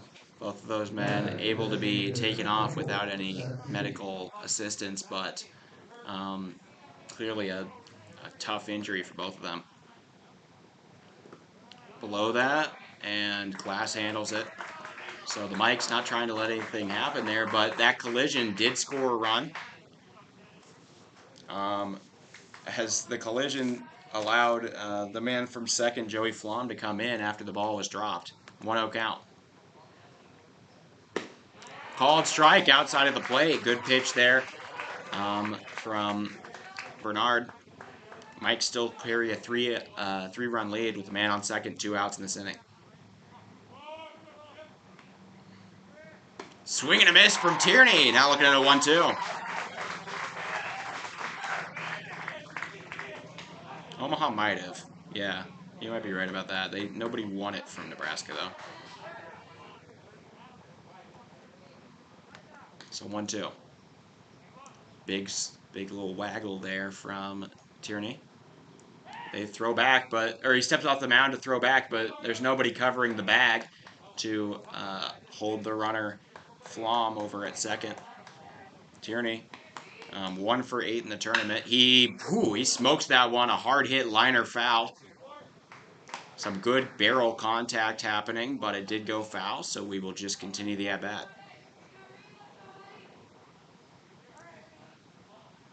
Thank you all for tuning in to Hard Hat TV today. In this rematch of the Minnesota State champion, the loser goes home, winner moves on, and they will play whoever they didn't play before out of the two teams. So we will know who they're going to play as soon as the team wins. I believe if St. Michael wins, they are guaranteed to play the Fargo team. That is a soft grounder, throw to first in time. So only the 1-run scores for the Eagles after that collision takes out 2 of the Mikes in the outfield. And we go into the top of the 6th. Mike's holding on to a 3-run lead. No base errors, 1 run left on base. Barnard is now at 83 pitches. So just 83 pitches for Bernard, meaning he's on track for at least 6 innings pitched. To recap for the Eden Prairie Eagles, they get 2 hits, 1 run. That run is earned to the pitcher Bernard. There are no errors, and there is 1 man left on base.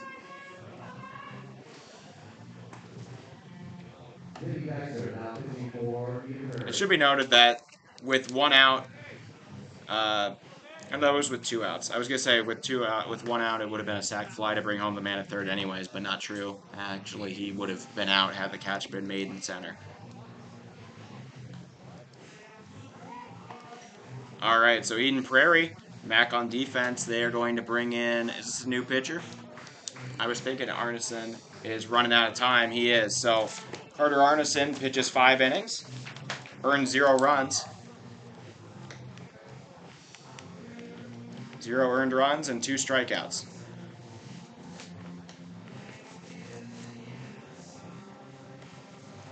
Right? No, 3 strikeouts. And now coming in to relieve him, Eden Prairie brings in Vinny Dykstra, the right-hander. Despite allowing no earned runs, the pitcher of record for the loss that would get tagged for the loss would still be, it would still go to Arneson if Eden Prairie were to lose it, though I bet that's the least of his concerns. Eden Prairie just playing for their very survival here in this game. So 2 more frames. Klinkhammer leads this one off for the Mikes. Right down the middle, a floated ball right down central for Dykstra.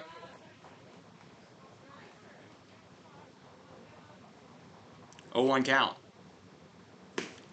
A floated changeup there with some pretty good movement, I gotta say. The changeup, solid movement from Dykstra, but inside pitch.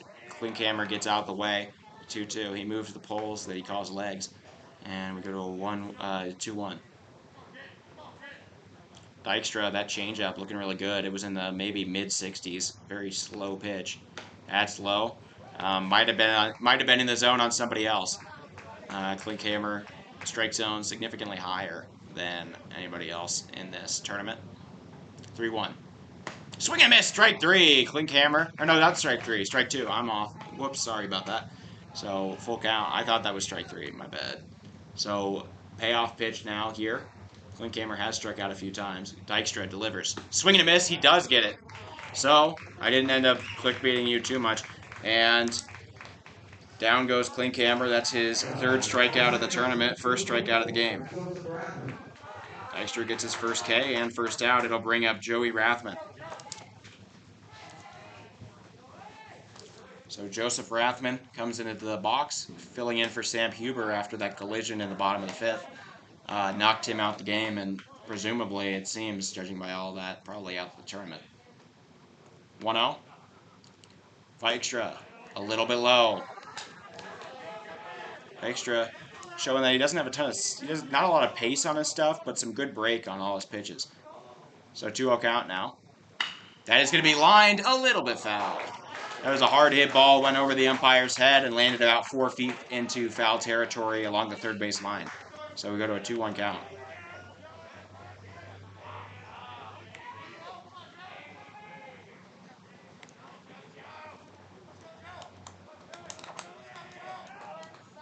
So 2-1 count now.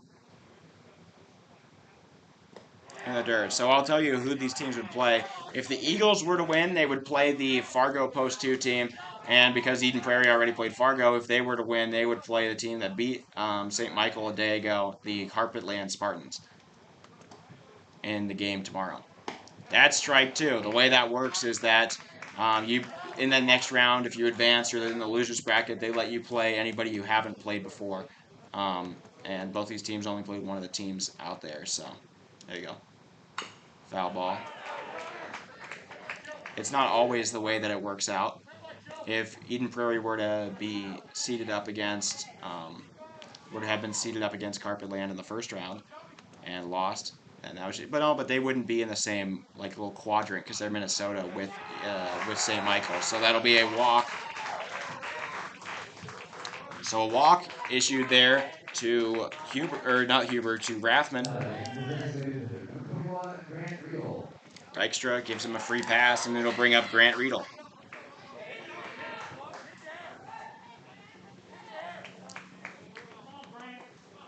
So yeah, 5 World Series champions for Minnesota, 1 from South Dakota being post 22, none from North Dakota, none from Nebraska inside, unless Nebraska did it way in the past. I'm looking back. Yeah, Omaha post 1 did it in 1939. So we'll just say in the integration era, nobody has won from Nebraska fouled off. They've gotten there a couple of times. I think the Carpetland Spartans would post a pretty good competition in the national tournament if they're able to make it out. They swept both the high school and Legion titles in Nebraska this year.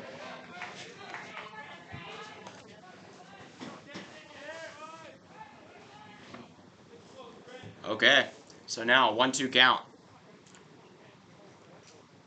to Riedel. Dykstra delivers. That's just a little outside. I thought that might have clipped the plate. The umpire disagrees. 2-2 count.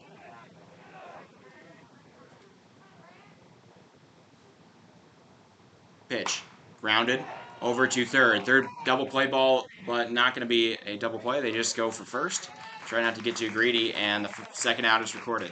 Dykstra causes a 5-3 put out. And Rathman will move over to second base. It'll bring up Ryan Luster, who's now playing center. Shouldn't affect any of his batting, but he is moving into center to fill in for Huber. Him and Rathman did a little bit of a switcheroony at second. So Luster, 1 for 3 in this game. He does have a single. Another single would undo any of the things that happened from that collision last inning. That's a strike, finds the top of the zone. Good pitch there, a floated curveball. So 0-1 count now.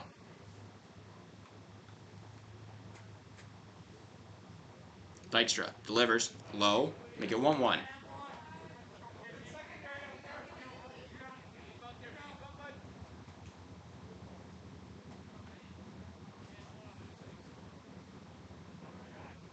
One count.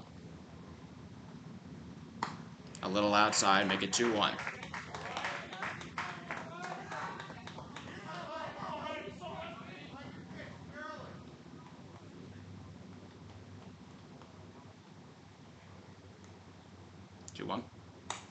Ooh, a swing and a hit squarely off the end of the bat. You don't see that every day.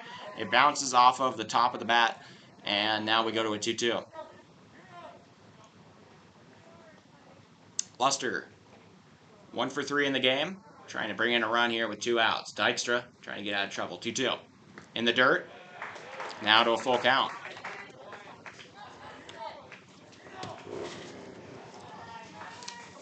Luster waiting on Vinny's Vinny's full count pitch.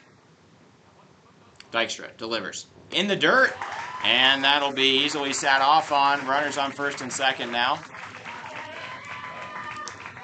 Forgot to add that to the scoreboard a minute ago.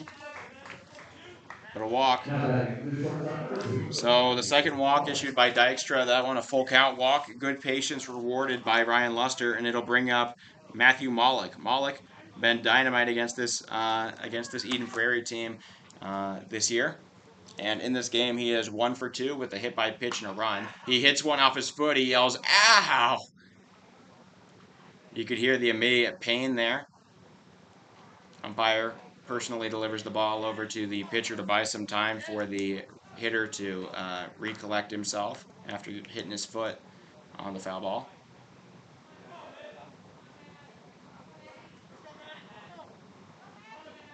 So, Matthew Mollick, the MVP of the Minnesota State Tournament. An 0-1 to him.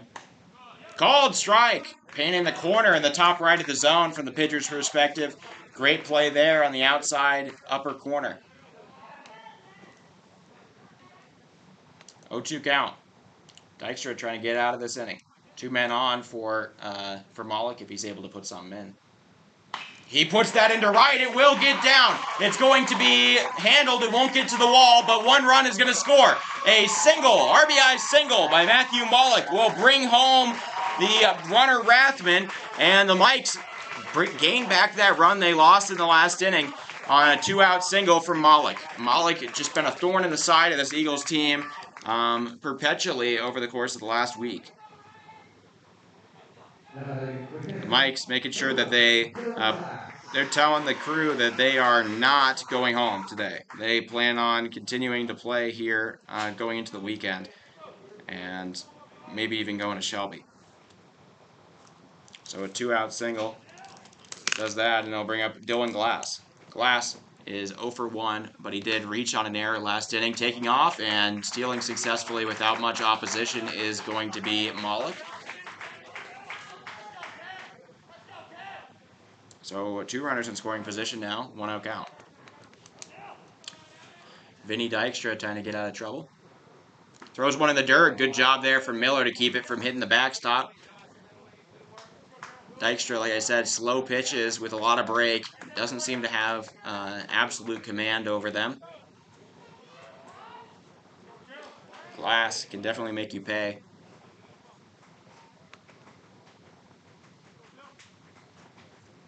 Strike right down central.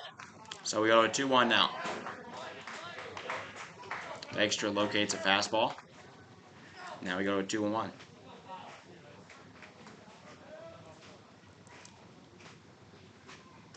Eden Prairie Eagles not trying to go home today inside. Not trying to miss nationals either. I mean, this team has made it 3 out of 8 times they have competed, and they come into this game 30-11, a pretty impressive record. They won yesterday, 6-4 over Elkhorn South, just a little outside. Dykstra loads the bases for this team and asking to talk to his pitcher. The manager going to come talk to him. Nobody warming up in the bullpen right now for this Eden Prairie Eagles team. I'm sure they're low on pitching after so many games in recent memory, but Dykstra trying to be settled down. They put a hand on his back, tap, give him a few pats. But bases are loaded now. That's the 3rd walk issued by Dykstra in this inning.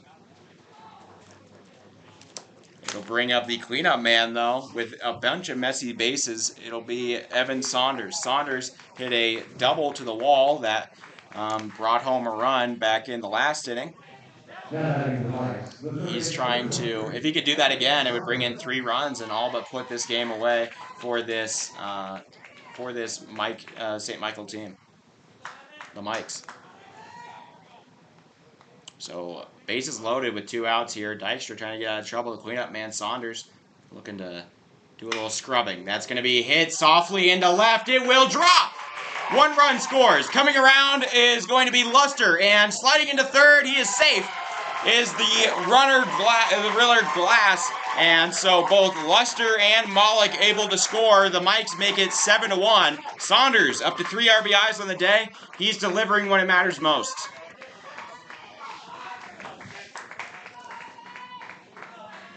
That'll be a single, and then he advances to second on the fielder's choice throw to third. A 2-run single, and in back-to-back innings, the cleanup man Saunders able to clean up some bases, put guys on or bring in 3 runs. Inning still not over here for Dykstra.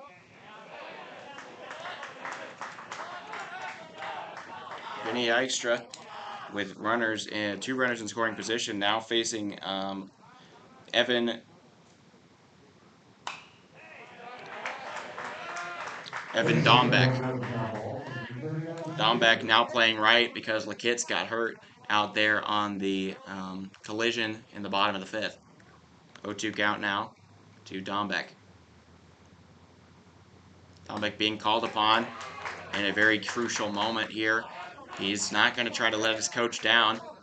There's a high chance Dombeck has to play a little bit more for the rest of this tourney. It doesn't look like Huber seems to be in much of condition to play for the rest of this thing. Fouled off. That's not a guarantee.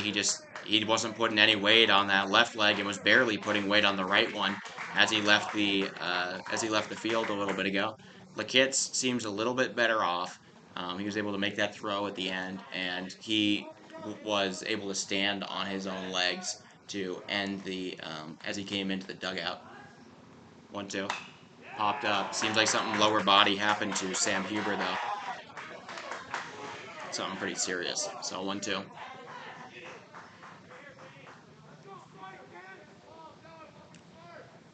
Dombeck. The 1-2. A little outside. Dykstra tries to bait him with a slider. Unable to get Dombeck to budge. 2-2 to Dombeck. Dykstra gives him one. It's going to be a hit softly over to short. Handled cleanly. Throw to first in the dirt. Dug out. And that'll be the end of the inning. So 2-run score here in the top of the 5th. Or top of the 6th here for the Mikes. And they extend their lead to a commanding 6-run lead. Going into the bottom of the 6th. Eden Prairie, it's now or never for their comeback. But St. Michael definitely reinforced it with 3 runs at the top of the inning. So to recap, St. Michael Mikes trying to get the season sweep in both the championship and this elimination game in the what is effectively quarterfinals of the double elimination tournament of Central Plains Regional. So for the Mikes in this game, or in that inning, they put up 2 hits. They scored 3 runs. All 3 of them were earned to the pitcher Dykstra. There were no errors on the Eagles, and that represents the first earned runs of the game for that the Eagles have allowed. There were errors that allowed the other 4 to come in, and there was 2 men left on. It is 7-1. So a pretty commanding lead here. Mike's just got 6 more outs to put together to finish this one off, advance them to play the Fargo Post 2 tomorrow. Whether or not Fargo Post 2 will have a loss or not is the question. They will play tonight at 6 o'clock in a winner's bracket game to try to stay undefeated against the Carpetland Spartans, who beat this St. Michael team, narrowly yesterday, 3-2 on a 3-run shot in the 5th inning that ended up being the only runs they scored, but it was enough to get the win, 3-2 over this St. Michael Mikes team. Despite a great start from Zachary Helinski, just one big error ended up costing him the game. So leading off now for Eden Prairie, Ashton Ferris, the cleanup man, going to try to do something with empty bases. Ferris, 2 for 10, batting .200 here at the tourney. Hasn't taken a walk or a hit by pitch. Everything he's done has gone into play. 1-0 count. Bernard pitching great so far. He's up to 83 pitches on the game. He will definitely pitch the rest of this inning unless something goes terribly wrong. And they will likely call on a reliever later. That's a grounder to short. High throw, not going to be in time. No, it is!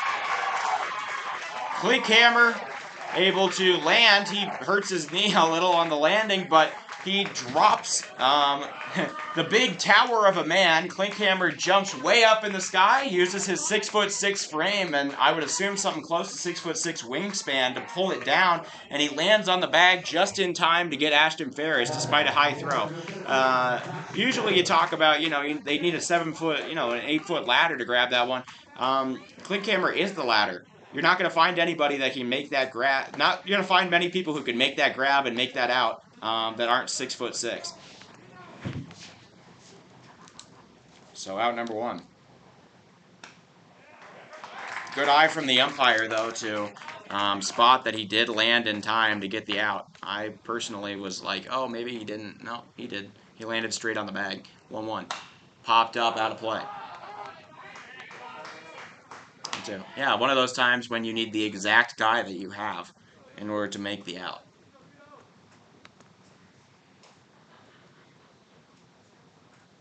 1-2. High, make it 2-2. I have no doubt Klinkhammer could dunk if he tried. You might be like, oh, you're a waste. I'm 6'4", can't dunk myself, but I also never played basketball. Popped up. And Klinkhammer wants it. He's calling for it. Over at first base, he will make the out. So, 2 outs now here in the top or the bottom of the 6th. Klinkhammer, the star of this inning. And it'll bring up the third baseman, Jackson Hunter. Hunter 1 for 2 on the tournament. He had a single, got all the way to third back in the 2nd inning.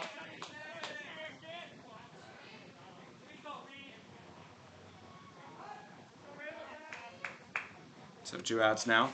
Hunter needs to keep us alive. Eden Prairie down to their final 4 outs of the season. Taken high. Bernard just going to try to get out the inning. He's probably bordering on about 92, 93 pitches at this point. He could probably pitch a out in the 7th, but he won't finish the game. That's high. Good grab from Glass to keep it from the backstop. Doesn't have any impact on anything with nobody on the bases, but still.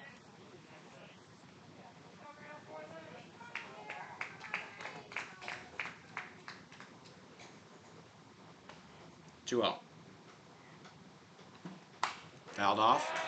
Bernard able to throw a strike there, so we go to a 2-1 count to the batter, Adams. Or not Adams, Hunter. I keep on saying Jackson Adams. You guys, if you were with us the other game, I kept on doing that to him. There's Jackson Adams, who was on one of the teams we broadcast this year a couple times, maybe at a tournament, and my mind just keeps on auto-filling Jackson to Adams. So it's a 2-2 count now here. Bernard able to throw a strike in the zone there, so now we go to a 2-2 count for Jackson Hunter.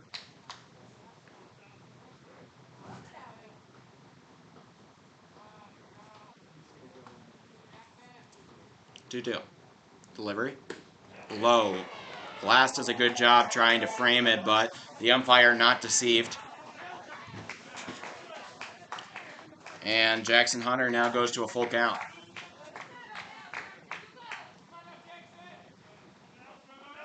Trying to extend this inning for Eden Prairie. Payoff pitch. Delivered. That's strike 3. He throws one right down the pipe. Gives a nod to his catcher.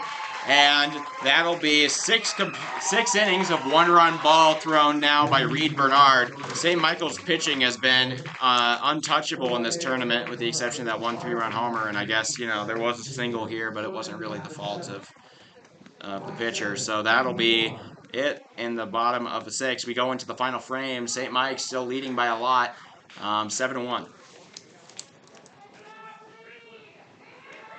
That is the second strikeout, first one since the first inning of the game for Bernard. So to recap that inning for the Eagles, no hits, no runs, no earned runs, there were no Mike's errors, and nobody was left on. It is 7-1. Getting a way to go Mike's chant out here from the Mikes that have traveled.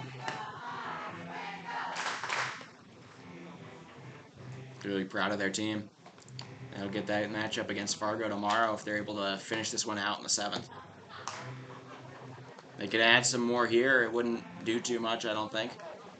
6 is plenty of a lead.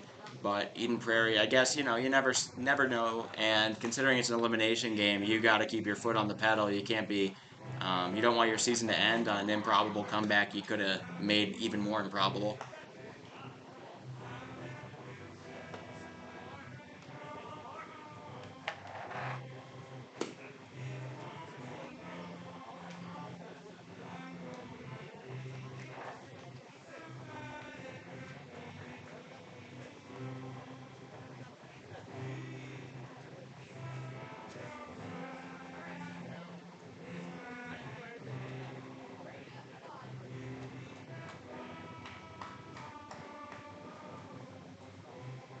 Leading off the top of the 7 for the Knights, left fielder number 7, Mason Varley. Mason Varley now coming up here for the Mikes. He was the only man not to bat last inning as they nearly batted around. Still on the mound is Dykstra. That's a inside ball, sat off on. Lumber stays upright for Varley. 1-0. Varley is 0 for 2 or 0 for 3 in this game. He's 0 for 2. He reached on an error. That's a soft grounder over to third. Slide arm throw in time.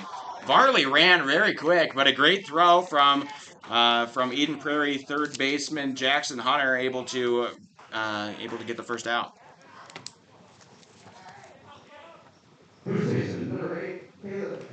Bringing up the giant of a man, Caleb Klinkhammer. He is 0 for 3, 1 for 6 on the tourney with 3 strikeouts. He made a great play earlier that saved what could have been an error, jumping up in the air at first and reaching up into the sky. So first pitch strike from Dykstra. Klinkhammer surely got quite some swing to him. That's popped up into center. Right fielder calling for it and making the out. So first 2 outs pretty quick here for Dykstra. Bringing up Joey Rathman. Joseph Rathman subbing in for Huber after the collision injury. Joe Rathman he got a walk, came around to score on that double that has popped up out of play. So 0-1, but he scored, came around on a walk, full count walk in relief of Huber. Joey, of course, also a senior with every other Mike here on this team. So this is this tournament, a continuation of high school that they might not want to end. There's some people who would trade it all for one more day in the sun, and they will. St. Michael playing for that right now. So a 2-1 count to Rathman. Pops it up. Second baseman Thompson calling for it, making the out. So a 1-2-3 inning for Dykstra. Mike's put up none in the top of the 7th, and we enter the final half inning of play here. And St. Michael Mikes are up 7-1 now over the Eden Prairie Eagles. Looking to close this one out. They're going to leave Brennan out for, not Brennan, Bernard out for as long as he can. Bernard probably at about 95 pitches at the moment. 105 is the team. Yeah, 1939. Nothing since integration is what I'm going to call it.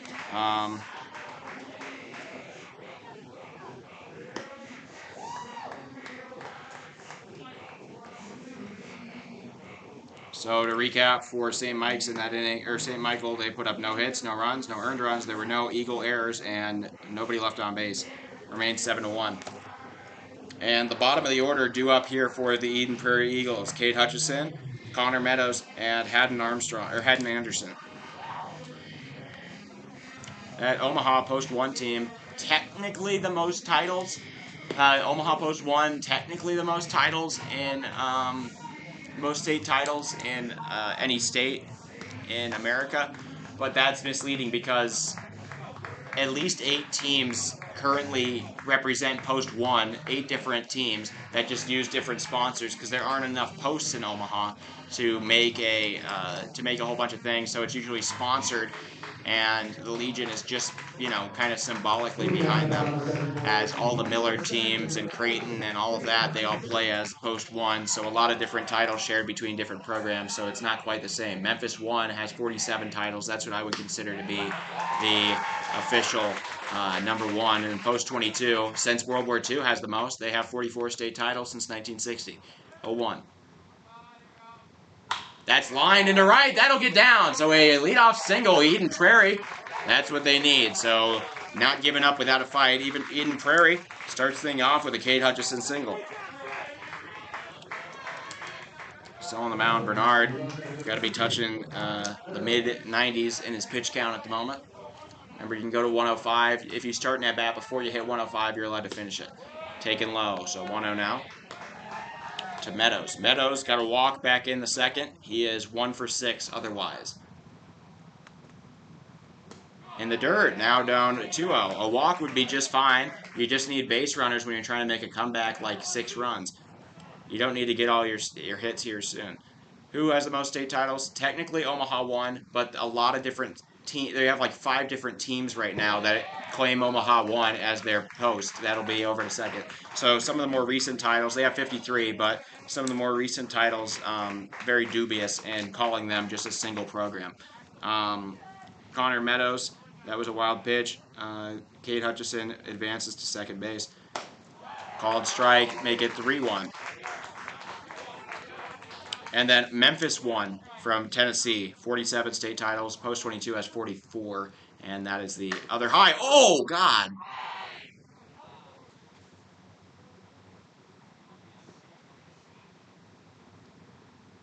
What is it with the game today? Trainer from the Mike's going to come check on the batter. The batter, Meadows, tells the pitcher that he's fine. He knows it was an accident. Reed Bernard still very upset with himself. And he's going to go out to comfort Bernard personally. That's a great piece of sportsmanship.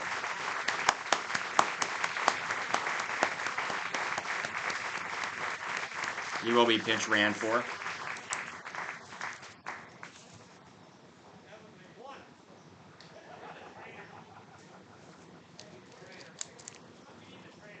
They say they still need the trainer.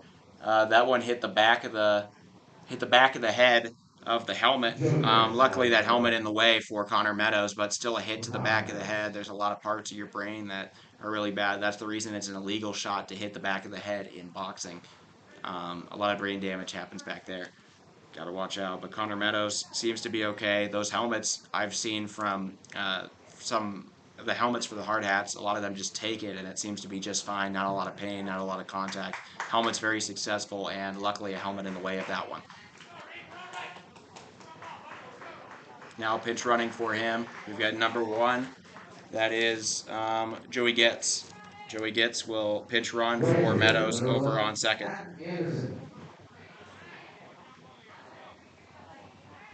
So 2 men on, nobody out here. Eden Prairie trying to make their comeback. I don't know what's going on. A very rough game here.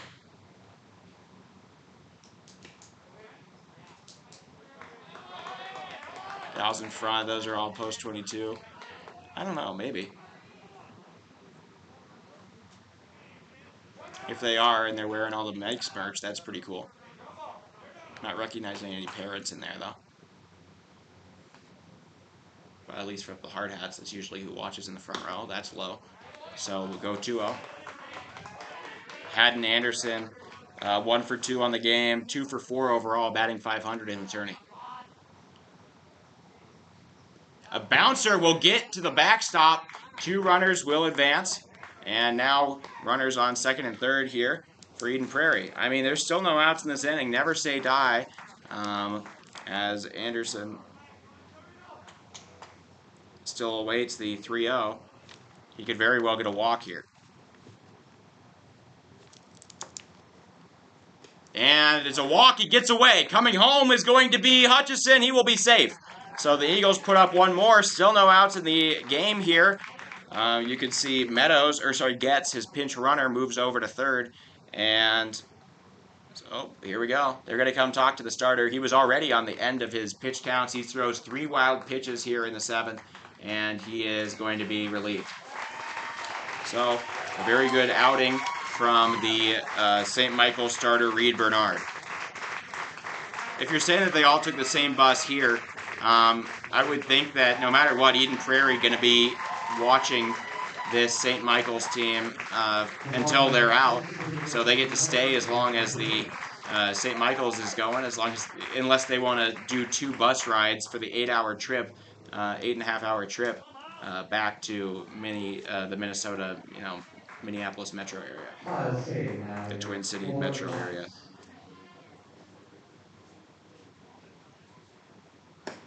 So now in to relieve, we've got another right-hander for the Mikes. That is Keegan Meadows. I'm assuming no relation to Connor Meadows.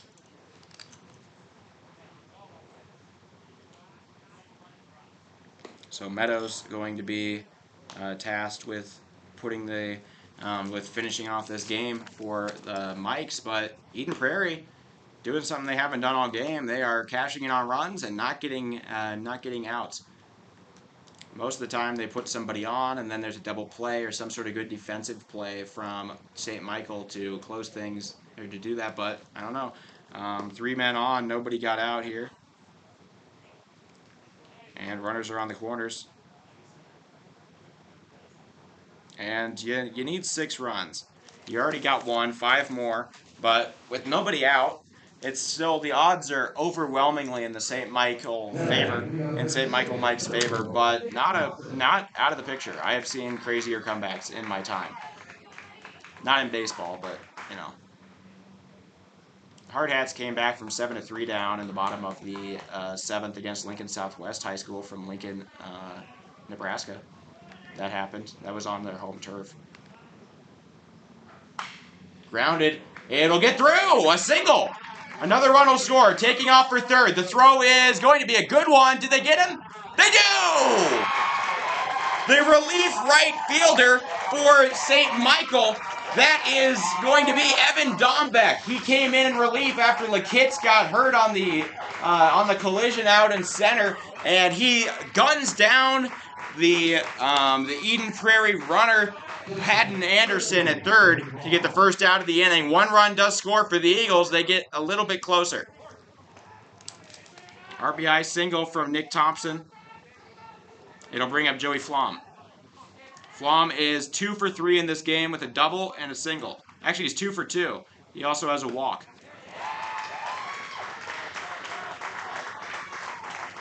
Oh, Keegan Michaelovich, my bad. I had it wrong thing. So that is number 13 here, Miles K. Miles K. Thank you. Miles K on the mound.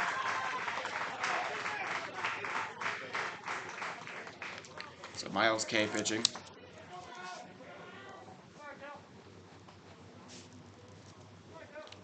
Joey Flom, now down in the count 0-2. In the dirt. Oh, most national championships? Is that what they're saying? No, state titles is different, though. National titles, I guess, goes to California. That does not surprise me at all. Plenty of baseball talent out in California. And a lot of people.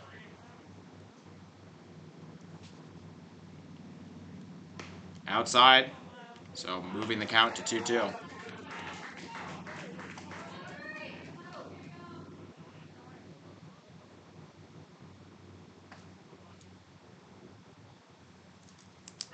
That's going to be grounded over to third. The throw to second in time. The double play chance not going to happen.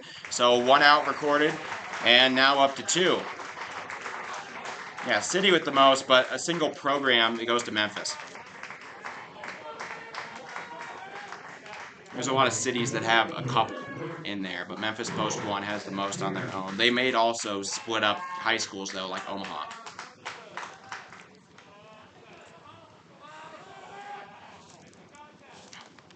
So a fielder's choice will take out the lead runner. Still looking at 2 outs here. That's going to be hit high into deep center. Going back to the wall and dropped by Luster. It'll fall to the ground. Coming home is going to be the runner Thompson. Flom.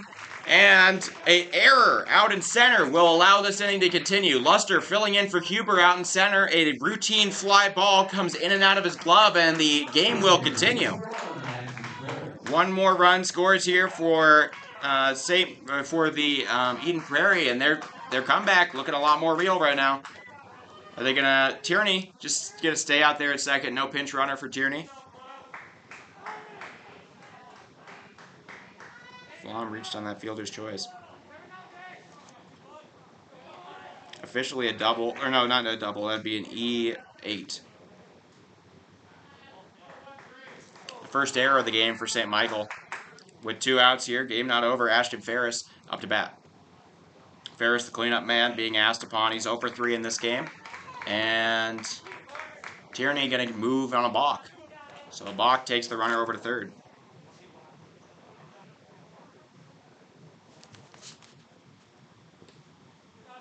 Ball in the dirt. He'll sit on it, ball 1.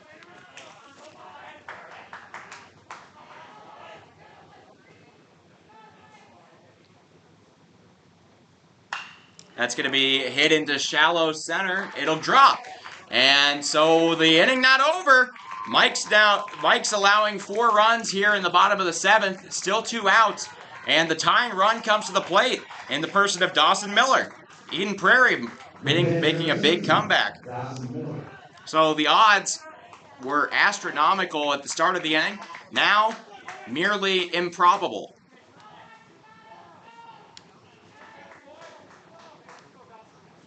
Ferris out at first. The tying run at the plate. Miller, 0 for 2 in this game, does have a walk.